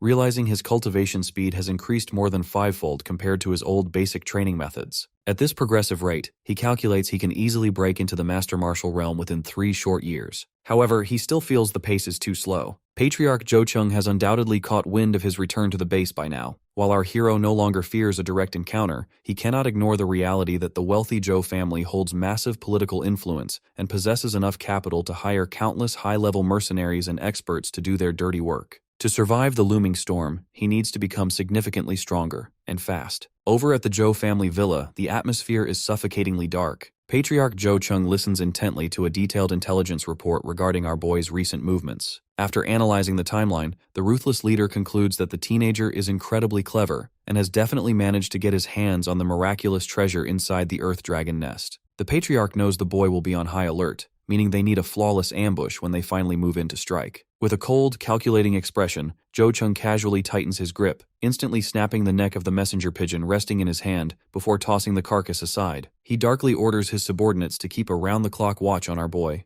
The moment the kid steps foot into the isolated abandoned area outside the city walls, the Patriarch intends to personally head out to execute him and reclaim the stolen treasure. Meanwhile, even though our dude heads back home, his mind is still completely locked onto training. He remembers Mo Shanshan's offer that, as an external consultant, he can use the Jade House's premium martial arts training buildings completely free of charge, which can double his cultivation speed. He decides to head over there to heavily grind his chi gathering process, which is still lacking. Right as he is about to leave, Shimi spots him and notices he is heading out. He quickly reassures her that he is just going out for a bit but will remain inside the safety base, so she has absolutely nothing to worry about. Before stepping out, he casually mentions that he heard she got injured during the joint trial, congratulates her on securing the first-place finish, and takes his leave. Seeing his totally normal, unbothered reaction, the heroine sighs, fully assuming her mysterious savior definitely wasn't him. So he heads straight to the top-tier martial arts facility belonging to the Jade House. Once inside a private chamber, he begins practicing his Frost Thunder Blade, focusing entirely on perfecting a single, devastating blow. Even though he can comfortably control the freezing element now, he still feels like something is missing every time he unleashes a frost technique. He guesses that his insufficient chi control is preventing him from drawing out the true potential of the ambient Yuan power. He swings his sword again and again, but the results leave him completely unsatisfied. He analyzes the name of the technique, the Wild Frost Tribulation Thunderblade. The skill heavily manifests the freezing frost, but the thunder aspect barely shows up. He wonders if a silver-level martial art simply can't handle his dual attributes simultaneously. But as he repeats the name over and over in his head, his mind gets stuck on the very first word,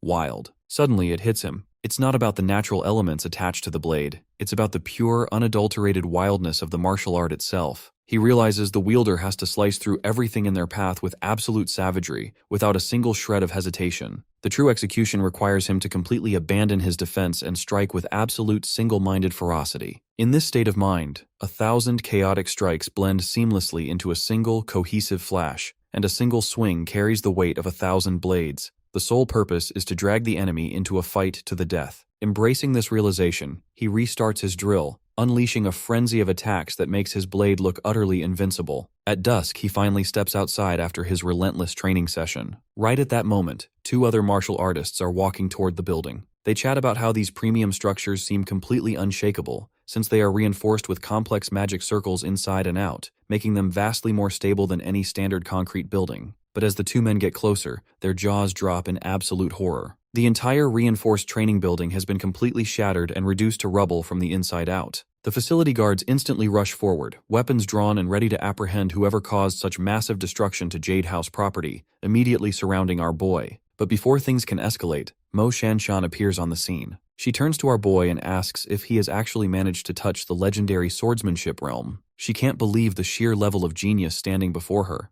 The boy hasn't even hit his 20th birthday yet, and he is already shattering conceptual boundaries. Our guy asks her what exactly the swordsmanship realm is. Mo Shanshan blinks, realizing he genuinely has no idea because the ordinary academy curriculum only teaches basic combat formulas. This realization only skyrockets her admiration for him. The boy literally discovered an advanced conceptual realm completely on his own. He is proving to be vastly more powerful than she initially calculated, making him more than worthy of his high-status consultant token. She then patiently explains that when a martial artist possesses an innate talent for swords or sabers, they can cultivate deep weapon-specific realms, and swordsmanship itself has 3 distinct tiers. The first tier is Blade Light, where the weapon glows with raw energy and radiates a suffocating killing intent the moment it is drawn. The second tier is Sword Powder, where the overwhelming shadow of the blade fills the entire sky, creating an unstoppable, sweeping storm. The final legendary tier is Sword Intention. When a master draws their weapon, the entire area is enveloped in an inescapable conceptual aura that ordinary swordsmen can't even stand against. Now that he has the vocabulary for it, our boy analyzes his own progress. Normally, a newly advanced martial artist should only be scratching the surface of the first tier, but because he hoarded the Shu Guang's advanced weapon talent, he was able to leap forward in such a short amount of time. He quickly apologizes to Mo Shanshan for accidentally demolishing her expensive building. She simply brushes it aside, smiling that if a single building is the price for him to realize his true sword potential, it is worth every single yuan stone. She notes that he now needs to consolidate this sudden burst of insight, and actual life-or-death combat will be the fastest way to do it. Meanwhile, the surrounding guards watch in absolute awe, completely stunned to see their high and mighty director speaking so casually and warmly to a teenager. Leaving the ruined facility behind, our boy walks through the streets, his mind mulling over Shanshan's advice. He questions whether he should head back out to the treacherous slopes of Dashu Mountain for real combat experience. But the very next moment, his sharp senses tingle. He catches a faint, lingering presence keeping a careful eye on his movements from the shadows. Instead of panicking, he activates his advanced footwork and completely vanishes from their sight. A split second later, he materializes directly behind the hidden trackers, his voice dropping to a dark, lethal whisper as he asks if they are looking for him. Before the scouts can even process what is happening, our hero moves like lightning, instantly subduing them. He grabs one of the men tightly by the throat, violently slamming him against a nearby brick wall. His grip tightens as he coldly demands the name of their master. The terrified scout gasps for air, desperately choking out the name Zhou Cheng. He fully expected the vengeful patriarch to move against him, and his decision is made instantly. He resolves to permanently eliminate the threat himself, before the clan leader can ever bring the danger anywhere near Shimi. Smiling coldly, Chumo realizes this is the perfect opportunity for high-stakes combat he needs to lock in his new realm. At the Zhou family villa, 2 guards are casually discussing how Zhou Cheng is becoming colder and more ruthless every single day following the death of his son. Suddenly, one of the guards is snatched away by our boy so silently that the other guard has absolutely no idea what just happened. He is instantly startled as he turns mid-sentence, wondering where his companion went, completely unaware that our boy has already materialized directly behind him. Meanwhile, a guard stationed at another post thinks the 2 are just lazing around on the job, especially since it is almost time to change the duty shift. But as he walks over, he is completely taken aback to see that multiple guards are already knocked out cold. The sheer impossibility of the situation leaves him utterly baffled. The next moment, he senses a presence nearby, spinning around to aggressively demand who the intruder is. Inside the main house, Zhou Cheng is emitting a dark, suffocating aura, completely furious at the scouts who were assigned to track Chumo but failed to return. Suddenly, he notices a strange noise coming from the courtyard outside. He loudly demands to know what is going on, but none of his men answer him. Assuming the guards are just slacking off or arguing, he opens the door, only to find our boy standing calmly amidst a pile of knocked-down guards. Not recognizing that this is Chumo, Jo Chung is totally confused as to how this intruder managed to take down so many of his men while barely making a sound, leaving him wondering when on earth Liu Yang produced such a terrifying powerhouse. The very same powerhouse just looks right back at him. It becomes immediately clear to our boy that Jo Chung has no idea what he actually looks like. When our hero casually introduces himself, Chung is completely taken aback to realize that this kid is Chumo. He simply cannot believe that the school failure is powerful enough to effortlessly wipe out his elite guard. When Chumo killed old K Nian, the patriarch personally checked the corpse, which led him to believe that Chumo was only an early-stage martial artist at best, so reaching this level of power so quickly makes no sense. But then, a realization hits the leader. He remembers the secret spirit essence hidden deep within the Earth Dragon Nest, the exact treasure he told his son Chi to find. He pieced things together and exclaims that this legendary essence must be what made Chumo this absurdly powerful in just a single month,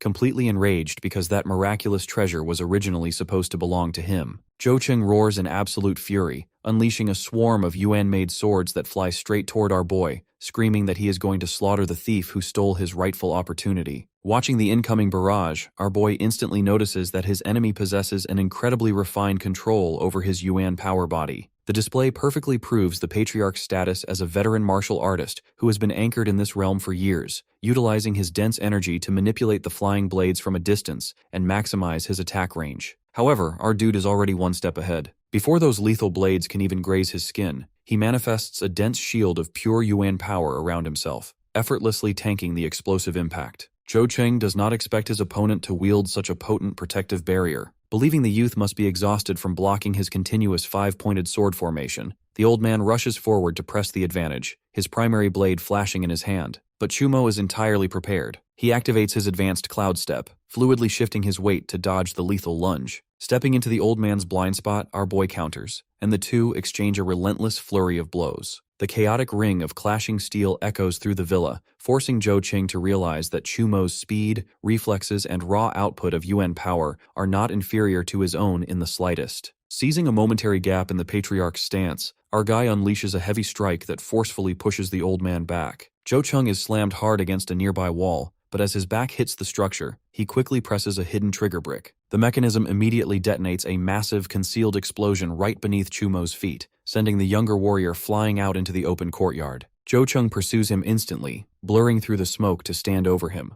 The villain sneers, mocking the boy by telling him that even if he somehow stumbled into power, he is a fool to think he can defeat him on his own home turf where deadly traps await. The old man fiercely declares that if our boy's bones and blood have already absorbed that miraculous spirit essence, then he will gladly rip out his skeleton and drain every last drop of his blood to reclaim it. Readying his five-pointed sword, Chung is going to end this battle by telling him to go to hell and apologize to his son. However, Chumo is also ready. As soon as the sword is about to get him, he immediately uses ghost steps, rushing toward his enemy to hit him with a thunder talent attack. Chung is shocked that he is still alive. Readying his blade, Chumo claims that Chi was silly and shameless, so he is naturally ready for his daddy as he attacks him. Chung blocks the sword with his five-pointed sword. For a moment, our boy overwhelms him, but then, Chung rises again, going completely berserk to show him why even master martial artists don't mess with him. So he immediately rises and with burning power rushes toward him. Around him, he is activating the explosive power of the transcontinence realm. Such is the transformation after the completion of the sky-splitting blade. Our boy knows this, but he doesn't try to escape because he finds it a good opportunity to test his strength against such a powerful foe. His enemy also notices this, but he is confident that his power of 10,000 blades will finish Chumo no matter what. Even if he somehow misses him, he will at least injure him. Our boy is also ready with his sword as he activates his blade resonance. Chung is shocked to see that he has mastered the swordsmanship. Before he can understand the true depth of our boy's power, Chumo rushes ahead with his blade and cuts him down. Chung's blades shatter as he falls. This way, the Zhou family finally ends with the death of its head. The next day,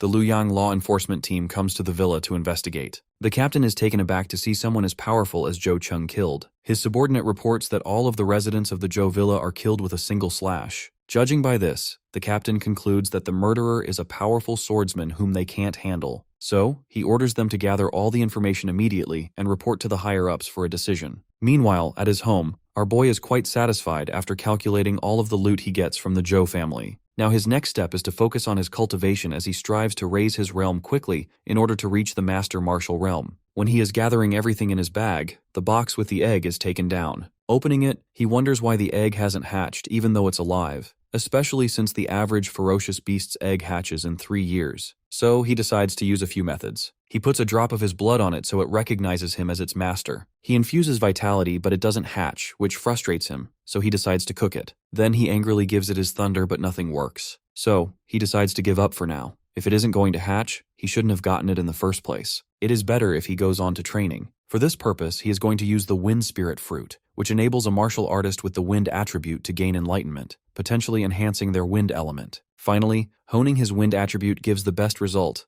Our boy can now use a sonic explosion. It is proof that he is as fast as a first-level, 3-clawed eagle ferocious beast. A medium-sized beast is kicked by him simply because his speed is faster than it. Thanks to the consumption of 42 wind fruits and half a month of practice and digestion, he is able to surpass the speed of sound. Checking his system, he is glad to see that his wind attribute has upgraded to the bronze level. Now, if he runs with all his strength, he can reach 5 times his usual speed, which matches the peak of a martial artist master. He decides not to stop training yet. With the after effects of his breakthrough, he will be able to hit body forging. With burning power, he starts training again, sensing the blood in his body mobilizing along with his chi. The next moment, electric power envelops him. Now with his basic 50,000 Jin, his overall power can reach 200,000 Jin with the Thunder attribute. This means he is at the mid-stage martial artist realm. Now that his body forging is complete, his next step is blood refining. For a moment, he thinks about how, compared to his early stage progress with the forging, the middle stage of Qi and blood refining is taking a very long time. For any normal martial artist, it takes years. Because of this, he decides to go to the Jade House to see if there is any elixir that can refine his blood and Qi. The next day, he goes to the Jade House for this purpose. The director immediately realizes that his level has risen. She thinks about how she has traveled through so many large bases, yet found very few people making such rapid progress. Chumo comes straight to the point, explaining that his training demands a faster process while asking for the elixir. Hearing this, she informs him that they have the blood-refining elixir, but they also have a task for him that will give good rewards. He urges her to go on, assuming the task is related to his role as a consultant. The task is to retrieve and bring a treasure that is currently in the Changfeng base back to the Luoyang base, as the Changfeng base doesn't have much manpower right now. Since the distance between both bases spans thousands of miles, passing through areas with many ferocious beasts, other martial arts masters will accompany our boy. The lady also promises a great reward. Considering that the task is dangerous, he will receive 5 portions of the one-horned jade liquid from the one-horned rhinoceros. If he is willing, he needs to go to the west gate of the Luoyang base at 7 a.m. 5 days from now. Thinking about the reward, which can increase his blood and Qi refining speed by 10 times, he decides to take the task. He knows the one-horned rhinoceros is rare to find, so if the Jade House is giving such a reward, the task must be highly difficult. But he agrees for the sake of the reward. 5 days later, he reaches the outside of the west gate of the Luoyang base and checks his teammates' strength. They all look strong, and he notices that even the regular members are at the late-stage martial arts realm, while the highest ranking among them is at the level of a martial arts master. The director urges him to come forward as she introduces another character, Zhang Xuan, who is a manager of the Jade House. He has a medium swordsmanship talent and a low-grade metallic talent. He tries to get chummy with the director, but she slaps his hand away and introduces Chumo to him. Hearing that our dude is a consultant, Zhang Xuan tries to downplay his position, muttering that not just anybody can be a consultant. Chumo immediately notices his hostility. At that moment, they are interrupted by Chen Yuan, who is the leader of the task, a late-stage martial arts master, and one of the managers of the Jade House Merchant Alliance. He explains the rules for the newcomers. They already have a pre-booked route for their travels, so they are strictly prohibited from leaving in the middle of the journey or contacting outsiders at will. If something happens, they are required to contact him first. If they won't comply, they can leave right now. Otherwise, they will face the consequences if they break the rules. Looking at the man, our boy admits he is an experienced leader who knows how to maintain discipline and cooperation. With the rules set, the leader asks everyone to introduce themselves and their strength. One by one, they start to introduce themselves. Wang Kai is an early-stage martial artist specializing in swords. Hao Nan is a peak martial artist, also specializing in the sword. Xin Yongsheng is another peak martial artist who specializes in daggers, possesses a weak wind attribute, and can carry out assassination and reconnaissance missions. Then, Zhang Xuan introduces his own ability. Hearing his stats, everyone praises him, talking about how bright his future looks. With his ego inflated, Zhang Xuan mocks our boy, telling him to introduce himself since he is a consultant. When Chumo introduces himself as a mid-stage martial artist who specializes in the sword,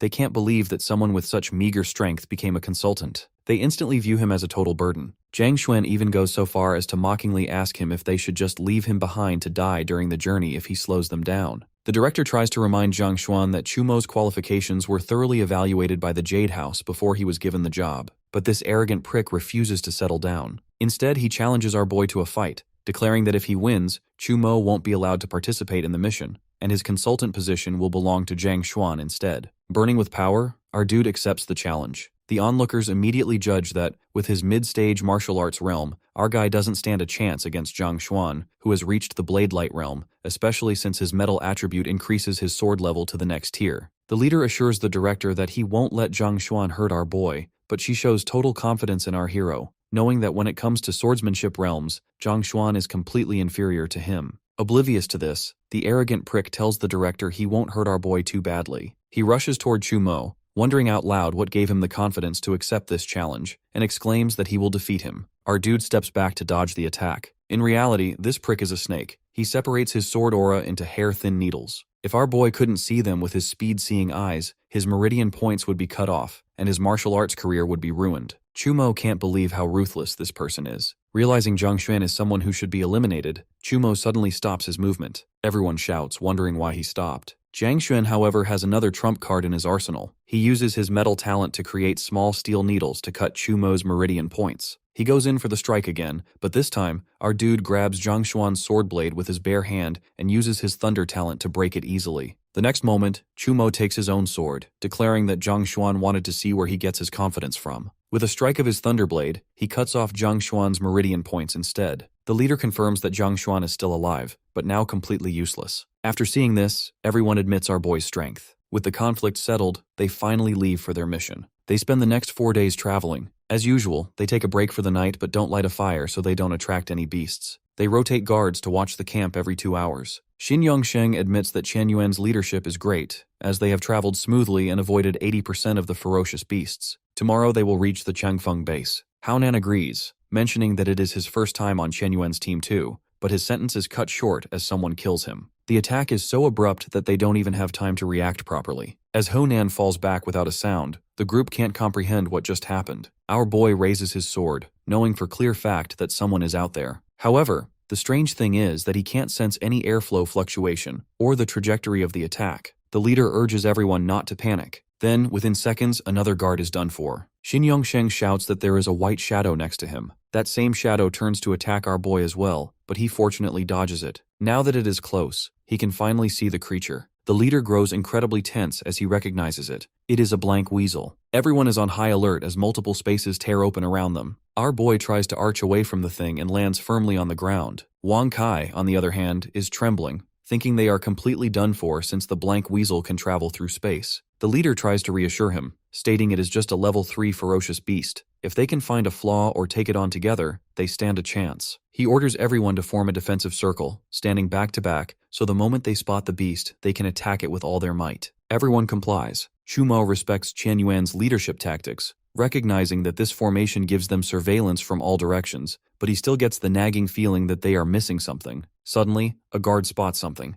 and an instant later, an attack shoots straight into his chest. Everyone is taken aback because they didn't see a thing. The attack is so brutal that the guard's heart is completely ripped out right in front of them. Our boy is stunned to see that the beast took the heart but didn't even eat it, meaning it is just playing with them. He wonders if the beast possesses the intelligence. One by one, more guards are taken down. The leader tells them to stay calm, warning that panicking will only make them the next target. The survivors shout in frustration, knowing the beast is right there but unable to land a hit on it. Xin Yongsheng faces the exact same helpless situation. Watching the slaughter unfold, Wang Kai panics completely, swinging his sword wildly here and there in a desperate attempt to kill the creature. However, his desperation makes him lose his guard, which costs him his life. Taking advantage of the situation the moment the beast appears to strike Wang Kai, our dude immediately moves with his level 2 ghost steps and uses his sky-splitting blade to attack the weasel. Everyone looks on in awe as he actually manages to hit the blank weasel. He shouts to the group that since the weasel is injured, its speed will be affected, so everyone needs to stay alert. The remaining crew calls out directions whenever they spot the beast, and Chumo immediately flashes over to attack. Suddenly the beast's activity stops. Xin Yongsheng informs them that whenever a blank weasel appears, it never gives up on its prey unless it dies, so she senses it must still be lurking nearby.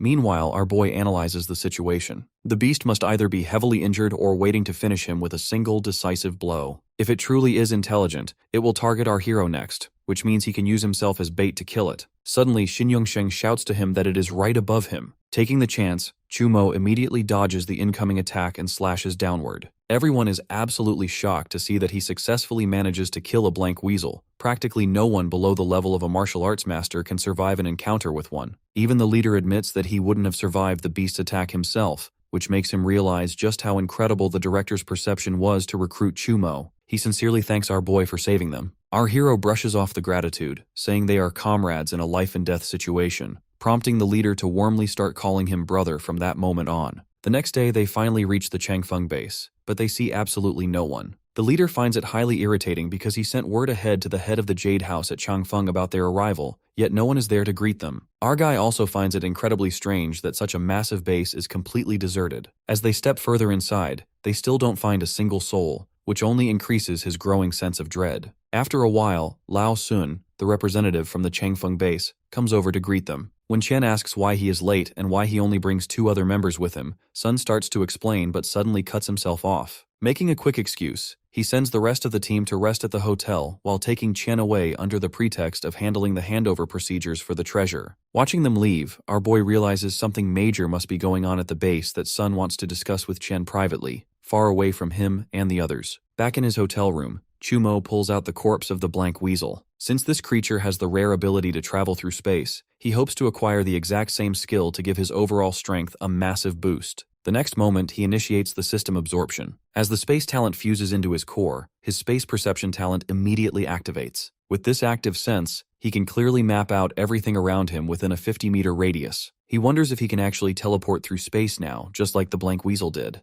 To give it a shot, he triggers his new space transfer talent. He instantly blurs outside and snatches a pigeon. It works perfectly, proving he can instantly teleport to any spot within his perception range by slipping through a space rift, a killer talent that works beautifully for both offense and defense. Nearby, Chen and Sun happen to spot him dropping down from the tree. Our boy walks up and asks if the paperwork is finished, and Chen confirms that they are hitting the road tomorrow. Looking the kid over, Sun assumes he must be Chen's nephew, but the old leader just laughs and proudly introduces our boy as the genius consultant of the Jade House. Sun nods in approval, highly impressed that someone can become an alliance consultant at such a young age while only sitting at the mid-stage martial artist realm. He introduces himself to our boy, warmly assuring him that he can come to him directly whenever he needs exclusive information. Chumo gets straight to the point, asking about the deserted ghost town condition of the base and wanting to know what is really going on. Sun decides it is finally time to spill the beans. He explains that he kept quiet earlier just to avoid causing a panic, but right as he is about to explain the grim situation at the Changfeng base, a loud commotion cuts him off. They spin around to see a crowd of terrified people running for their lives from a giant grade 3 thorn dragon. Our boy grits his teeth in utter disbelief. A base is supposed to be heavily guarded by high-level martial arts masters, so the fact that a ferocious beast can just wander inside proves the local defenses are completely broken.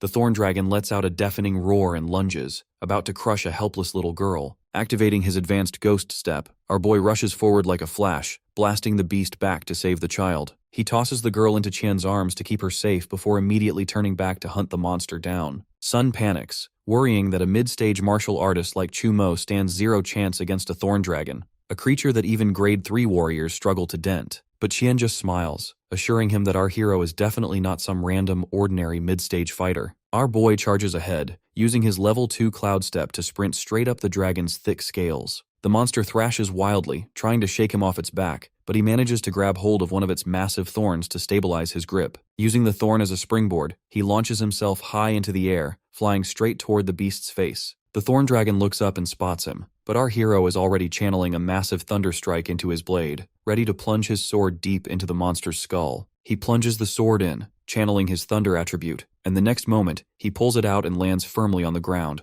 leaving the beast to collapse. Chen Yuan and Sun are incredibly glad that he saved them all and defeated the thorn dragon. However, Chumo is in a serious mood. He asks Sun how it is even possible for a level 3 beast to be working within 30 kilometers of the base. Sun explains their current problem. Recently, the ferocious beasts around their base have become extremely active and have started attacking the perimeter. The base sent several groups of martial artists to investigate, but they never came back. Consequently, 5 out of the 6 Grandmasters were sent to investigate the matter, leaving only Grandmaster Zi Yuan at the base right now. Because of this, their martial arts manpower has been cut in half. Chen Yuan hopes they will resolve this issue soon and offers their team's help if needed. Meanwhile, our boy analyzes the situation and realizes there is definitely more to this than meets the eye. If 5 Grandmasters went to investigate, it is highly unusual, as normally at least 3 are required to remain at the base. Besides, the trial between the 2 cities happened a month ago. What was the need to send their people on a trial when they are facing such a severe shortage of manpower? At that moment, some guards arrive ready to fight the Thorn Dragon, but they are relieved to see it is already killed. They assume it was Sun who took care of it, but Sun clears it up and introduces our hero as the one who did the work. As the guards thank him, Sun receives a call from the higher-ups. Hanging up, Sun informs Chumo and Chen Yuan that the guard captain has invited the 3 of them to the center. They are led by the guard to the center of the base. Since the Grandmaster acting as the guard captain cannot leave the command center, they have to go to her. Once in front of her office, the guard tells them to enter. As soon as Chumo steps inside, the door shuts, and he finds himself in total darkness. He immediately goes on guard, wondering whether it is a trap or an illusion, and activates his perception to scan his surroundings. The next moment, a barrage of arrows shoots toward him, which he easily dodges. Strangely, the move is a killing blow, yet he can't sense any actual killing intent. Then, he hears the Grandmaster comment that he is pretty sharp.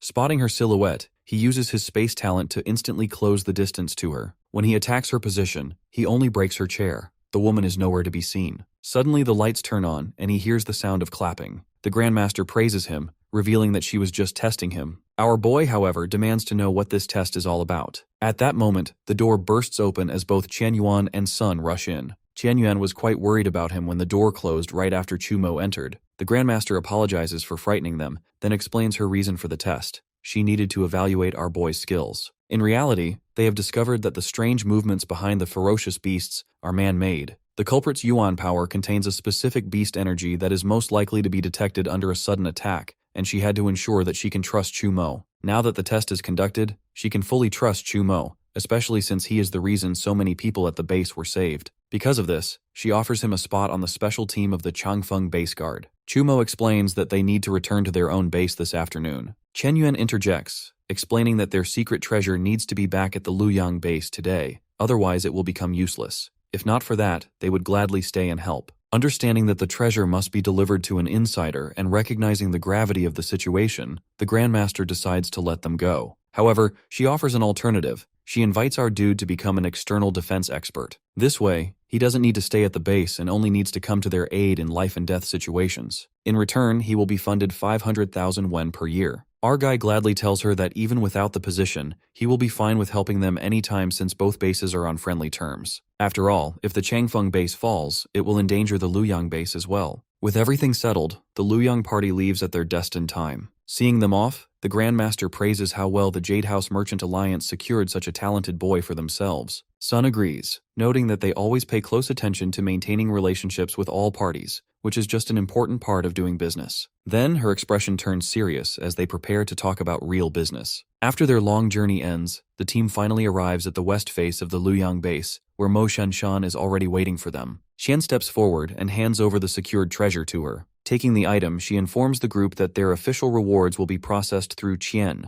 who will distribute them later. For now, she grants them premium healing elixirs and free access to the Alliance's medical center so they can rest up. The team is incredibly pleased with her generosity, eagerly asking her to call them up for their next mission. As the group prepares to depart, Mo Shanshan stops Chumo and gestures for him to join her. Later, inside the quiet comfort of her car, she praises him for taking down a creature as elusive as the blank weasel, noting that the feat proves he is significantly stronger than she initially calculated. Our boy tries to brush off the heavy praise, but she steers the conversation toward a serious matter directly related to the treasure he just escorted. She reveals that the item is actually the key to a highly coveted secret realm, the Manhwa plate. Meanwhile, the exact same treasure is the subject of a tense discussion over at the Changfeng base, where Lao Sun is currently under intense investigation by a Sharp the Grandmaster. Sun firmly declares that he has absolutely no idea what the Wanhua plate even is. He aggressively defends himself, stating that as far as he knows, the treasure was simply a time-sensitive cultivation elixir. Because the medicine had a strict expiration limit, his team had to rush the delivery process, which he insists has absolutely nothing to do with any secret realm key.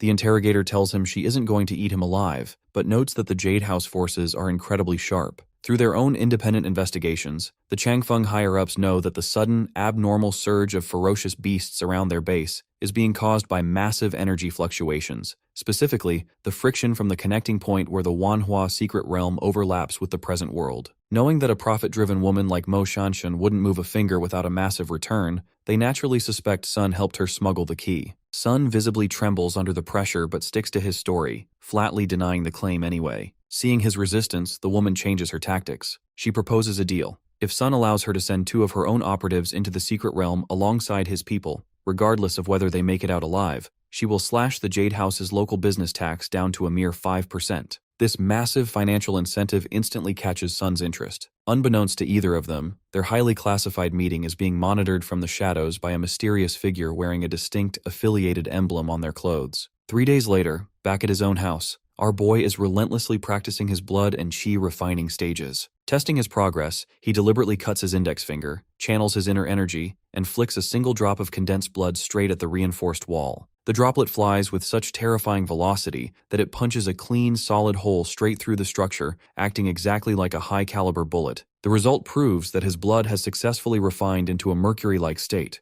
incredibly dense, heavy, and completely unbreakable. This rapid transformation is all thanks to the premium blood refining pills Mo Shanshan provided, which allowed him to reach this advanced state in just 3 days, a feat that even Elixir of Rhinoceros could never replicate. He pauses his training, recalling the critical information the young mistress shared with him during their car ride. She warned him that the secret realm will officially manifest in exactly 1 month, and the Wanhua plate is the absolute key required to unlock its hidden spatial passage. Crucially, the unique laws governing the realm of 10,000 wonders mean it can only accommodate cultivators who sit safely below the martial arts master level. Remembering his current status, our boy knows that his current realm makes him the perfect fit for the upcoming expedition, because on paper he only registers as a mid-stage martial artist, yet his actual combat power is completely off the charts. That is exactly why Mo Shanshan invited him to join her personal expedition team. Her primary objective inside the Hidden Pocket world is to locate the legendary Zhuanyuan Chalcedony, and she explicitly promised that the Jade House will not compete with him for any other treasures he uncovers along the way. Our boy knows this is an incredible deal, but he still decides to push his training even harder. He needs to rush his cultivation and break into the late-stage martial artist realm before the portal opens, knowing that staying alive in a lawless secret realm requires maximum strength. As he prepares to train, something catches his eye. He notices the corner of a hidden box peeking through the very hole he just blasted into the wall with his blood bullet. Curious, he reaches into the brickwork and pulls the dusty container out, wondering why such a thing is hidden inside his own home. He pops the latch open, finding a stack of old, faded letters, a few books, and miscellaneous family keepsakes. But what immediately locks his attention is a highly unusual, strangely crafted badge resting right at the bottom of the pile. After coming to this world, he gets all the memories of the original Chumo, but he does not remember this box or the chest of arms. He also finds a diary. Opening it, he finds out that it is written by the mother of the original Chumo. She expresses her frustration at being stuck at some fundamental level of the martial arts realm for no reason. There is someone she refers to as him in the diary. He alerts her to the appearance of a more powerful beast, which makes her believe that they will all die. She is also working on some research that is not going well, especially regarding the shortage of level 5 ferocious beast. They even intend to check for a level 6 or 7 beast. She is doing this because Chumo does not show any cultivation talent, so she wants his physique to get changed. When she hears the rumor of a level 7 ferocious beast, she pursues it in order to help him awaken his power. Checking the things in the box, he wonders about her research, especially since finding a level 7 ferocious beast is just a myth. Then he checks a dagger. It is so light and cold, proving that it is no ordinary weapon, so he decides to let the appraiser at the Jade House appraise it the next time he visits. 10 days later, Mo Shanshan and the others are waiting for our boy at the departure point for the mission. The 2 grandmasters from the Changfeng base are also there. The girl is Susanna, and the boy is Liao Yu. The girl is curious to see the power of our boy, who is held in such high regard by their captain as well as Lady Mo. Meanwhile, the boy believes that Chumo certainly possesses good power. Then our boy arrives, and everyone feels the distinct powerful aura coming from him. Both of the grandmasters can see that he is not someone to be underestimated. Even as he gets near to Mo Shanshan, she immediately comments that he has advanced his realm again. Without wasting time, he shows her the dagger he wants her to appraise for him. She immediately informs him that this dagger is made by fusing the bones of the 2 level 4 beasts. the ice crystal bird, and it is very light. This weapon is usually used as secret weapon because of how light it is, making no sound and possessing a hidden effect. Seeing the weapon, the female grandmaster is burning to test the skills of Chumo. However, her companion reminds her not to put the cart before the horse, as their purpose is to get as much treasure from the secret realm as possible. At that moment, our hero senses an energy fluctuation as the entrance is about to appear. Mo Shanshan announces that the time has come to enter the realm. She reminds everyone that the secret realm may result in random teleportation, and everyone's position will be different at first. Therefore, she will send a signal from her position for everyone to move towards her. She opens the box, and the key floats in the air in order to open the entrance. They immediately rush towards it. Actually, secret realms are small worlds that are connected but hidden to the Blue Star planet,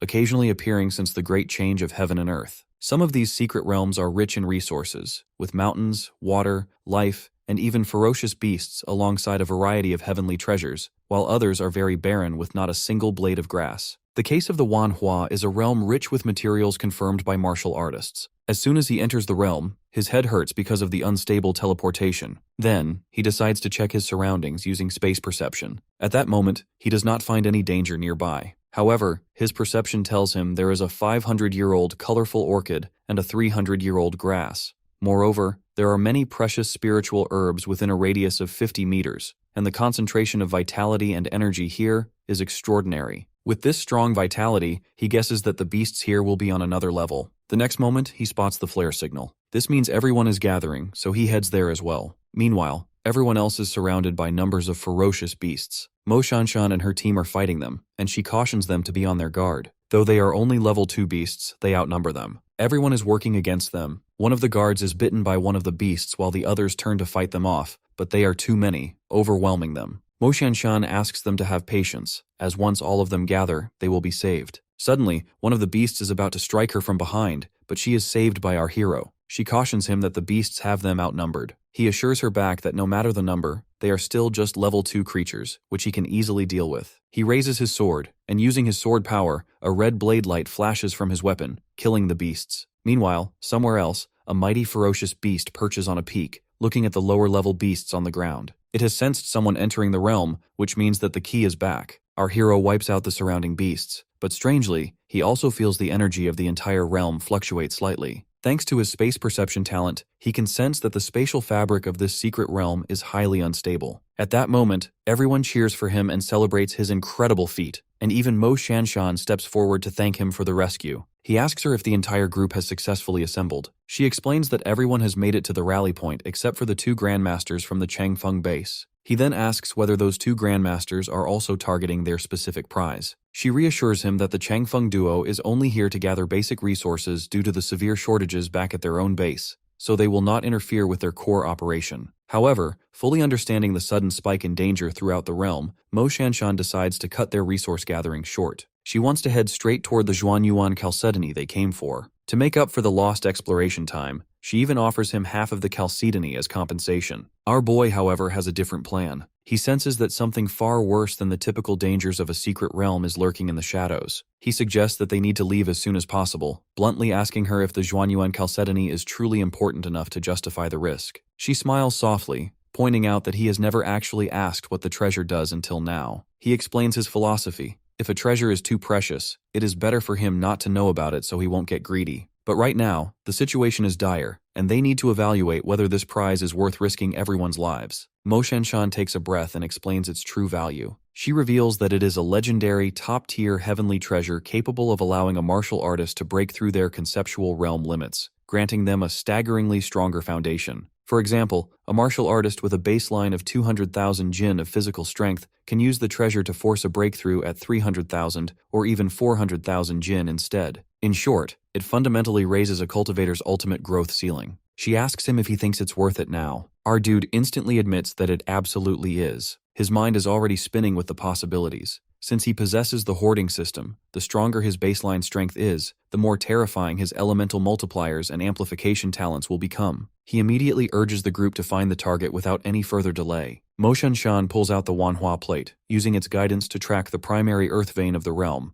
which provides the perfect environment for the growth of the Zhuanyuan Chalcedony. Meanwhile, deep in the mountains, the mighty beast also senses the active presence of the key. It growls a command, ordering its countless minions to find the intruders and bring the plate directly to its lair. A while later, the team arrives at a dense valley, guided entirely by the glowing Manhwa plate. Suddenly, a fast-moving shadow ambushes one of the guards, forcing the group to rapidly form a defensive circle. Inspecting the deep lacerations on the bleeding guard, Mo Shanshan warns everyone that the attacking creature is venomous, and they must maintain total caution. Suddenly, one of the beasts lunges straight at Chu Mo. He counters instantly with a swift sword strike, but to his surprise, when his blade fails to pierce the creature's thick fur, even though his weapon can easily slice through solid gold. In the light, the team finally recognizes the monsters as golden-winged poisonous foxes. They are known to be dangerous level 2 beasts, but because they are naturally solitary hunters, nobody can understand why they are suddenly packing together to launch a coordinated assault. The foxes attack again, forcing the guards to fight desperately, focusing entirely on avoiding the lethal venomous claws since their own weapons can't cut through the monster's hides. Mo Shanshan also notices that even though these foxes share the same level 2 rank as the previous beasts, their raw speed and physical strength are vastly superior. Suddenly, our boy's sharp ears catch a strange, rhythmic frequency in the air, sounding exactly like a set of complex strategic instructions. Before he can warn the others, a shadow bursts from the brush, aiming straight for the Wanhua plate. With the distraction provided by the fox pack, a golden-winged poisonous raccoon successfully scoops up the artifact and takes to the air to fly away. Thinking fast, our boy arches his body and unleashes a precise, powerful strike that forces the raccoon to drop the plate. Mo Shanshan dives to catch it safely, but she frantically warns Chu Mo that the beasts are clearly targeting the plate itself and are cooperating just to steal it. Our boy already notices the strange behavior, concluding that something is actively guiding their movements. He guesses that there must be an intelligent, high-level ferocious beast pulling the strings from the shadows, as monsters above level 5 typically awaken human-like spiritual intelligence. Activating his space perception talent, he scans the surrounding terrain and immediately locks onto his hidden target. Without a second thought, he triggers his space transfer talent, vanishing into thin air and materializing directly in front of that superior monster. Chu Mo immediately attacks it, but without flinching, the beast blocks the strike with its hand, which feels like a human-like characteristic to our boy. Even when the beast pushes him away, he leaps into the air and lands a little far away from it. Analyzing the situation, Chu Mo realizes that though the beast should be level 5 because of its human-like intelligence and characteristics, its attack power is only at level 3. So he rushes right after it, but the beast tries to escape him. Our boy appears right before it using his space transfer. He attacks it again, and when the beast falls to the ground, he comes right up to it and uses all of his sword power in order to pierce its body in a single blow. He is still confused because the physical strength of the beast is also at level 5. At that moment, Mo Shanshan arrives while searching for him. She is glad to see him, expressing her relief that he is here because these ferocious beasts are just too strange. He admits this is definitely the case since they show such contradictory characteristics. So, he decides he is going to check the status of its internal energy next. But before he can touch the beast, he senses a lethal killing aura locking onto him from behind. At the very last moment, he steps away to dodge the surprise attack. The attacker is wearing a Jade House uniform, but their raw strength sits comfortably at the peak of the martial artist realm, looking like they are right on the verge of breaking through into a true martial arts master. Both of them clash blades for a hot minute, and the exchange makes our boy realize that this person is desperately after the corpse of the beast, meaning there must be some deep secret hidden inside it. The enemy lunges to attack again, but our hero stops the strike dead in its tracks with his own sword. The sheer power behind our boy's blade completely overwhelms the enemy's weapon.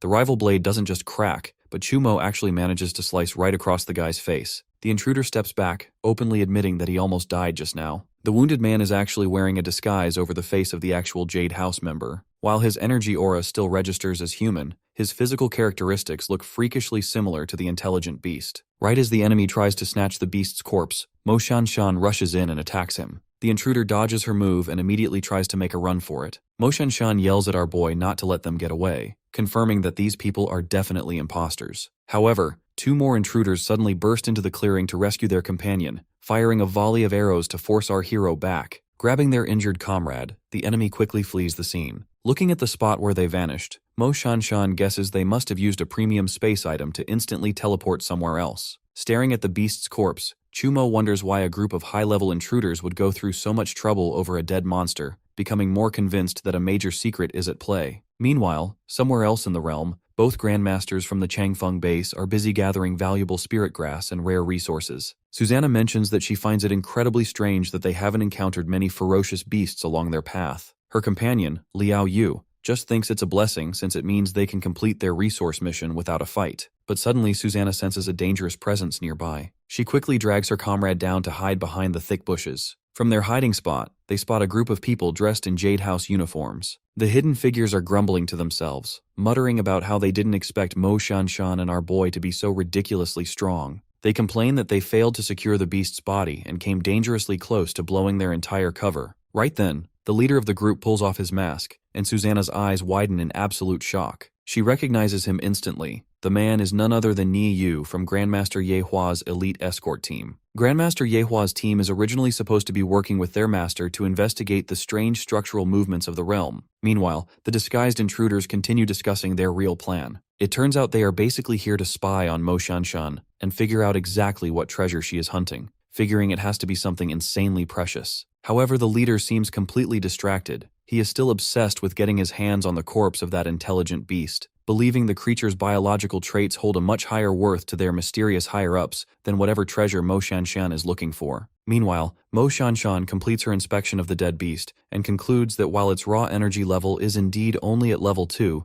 its evolutionary characteristics have somehow reached level 5. Chumo guesses that since only martial artists below the rank of martial arts master can enter this world, maybe the local beasts are also forced to restrict their power levels to level 2 due to the strict boundary laws of the secret realm. Mo Shanshan find this hard to believe, noting that ferocious beasts inside secret realms are usually nurtured directly by the world's raw vital energy, so she doesn't think the environment would actively suppress its own creatures. Since they can't figure out the exact reason, our boy urges the team to move out and search for their actual treasure as soon as possible. They step ahead and soon discover a hidden cave where the Manhwa plate points directly inside. Mo Shanshan orders her remaining guards to stay outside and secure the perimeter, while she and Chumo venture into the tunnels. Walking inside, he notices that unlike a typical cave, there aren't any pesky bats or creepy vermin nesting around. Instead, the local vital energy flows through the air like a thick stream of water, pulling them deeper into the depths. Chumo wonders if the ultimate destination of this dense energy flow is their target prize. Deep inside the cavern, they finally lay eyes on the legendary Zhuanyuan chalcedony. Counting them up, there are a total of 10 drops available. As per their original cooperation deal, 5 of those drops are immediately handed over to Chumo, which he gladly accepts. These miraculous substances are more than enough to elevate his raw physical body strength to at least a staggering 100,000 jin. However, our boy points out that the dense, swirling energy in this cave isn't actually gathering around the Zhuanyuan chalcedony. Mo Shanshan is completely taken aback to hear this.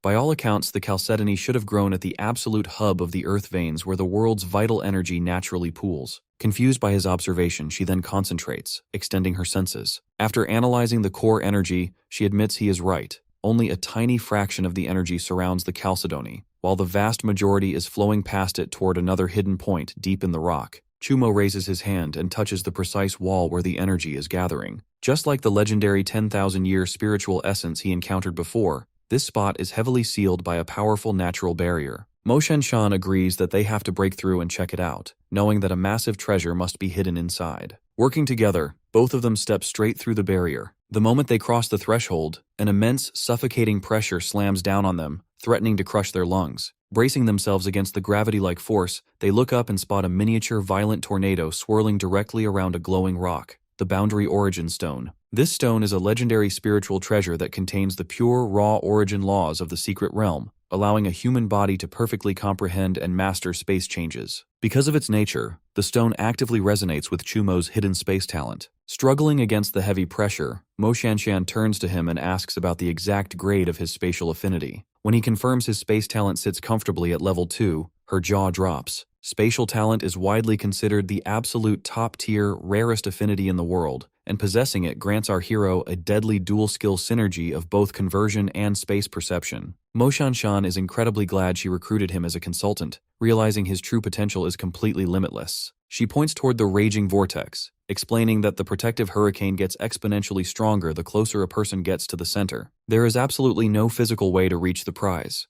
unless Chumo uses his spatial manipulation to bypass the wind entirely. She then admits that this legendary treasure clearly belongs to our boy. The stone is entirely useless to anyone without a spatial affinity, an element that has less than a 1% chance of appearing in cultivators after absorbing the stone. But for our boy, who already possesses the trait, the stone will boost his spatial comprehension by a staggering 100%. Besides, she already promised that every treasure outside of the chalcedony belongs to him. Nodding, Chumo steps forward and activates his space transfer, tearing open a localized spatial portal directly next to the artifact. He reaches through the rift and grabs the stone. The absolute second his fingers lock around the smooth rock, his eyes widen in shock as a sudden vivid vision flashes through his mind. He sees the intelligent, humanoid, ferocious beast surrounded by its minions. When he snaps out of the vision and steps back to Mo Shanshan's side, she warmly congratulates him on securing the ultimate prize. But his expression remains dead serious. He explains that after grabbing the origin stone, he now fully understands the terrifying secrets of this realm. The intelligent, ferocious beasts are intentionally forcing rapid advancements by forcefully absorbing massive amounts of the world's vital energy. This reckless draining is what caused the unstable energy fluctuations and the structural cracks throughout the fabric of the secret realm. He drops a massive bombshell. The secret realm is on the verge of total collapse. The suppressed level 2 monsters aren't naturally that weak. They are only being restricted by the realm's boundary laws. The moment the dimension shatters, those creatures will instantly regain their true, terrifying level 5 power. Realizing the clock is ticking, Chumo suggests they immediately consume and absorb the Zhuanyuan Chalcedony and the boundary origin stone right here in the cave, maximizing their physical and spatial strength to stand a fighting chance against the impending disaster. So, the plan is locked in. They will cultivate and absorb these high-tier treasures right here inside the cave, using the natural barrier as a perfect shield to guarantee they won't be disturbed. Both of them know a grueling, high-stakes battle awaits them on the outside, making it absolutely vital to push past their current bottlenecks before stepping back into the open. Cultivation is typically a highly vulnerable process that requires absolute solitude, so doing it directly in front of another person demands an immense amount of mutual trust. Our boy feels a bit flustered just thinking about how absurd the request might seem to a high-status director, but Mo Shanshan openly expresses her unwavering trust in him. With the mutual understanding settled, both of them sit cross-legged and begin their respective refinement cycles. During the process, Chumo calls upon his internal system to calculate his updated combat data. Looking over the glowing results, his jaw nearly drops.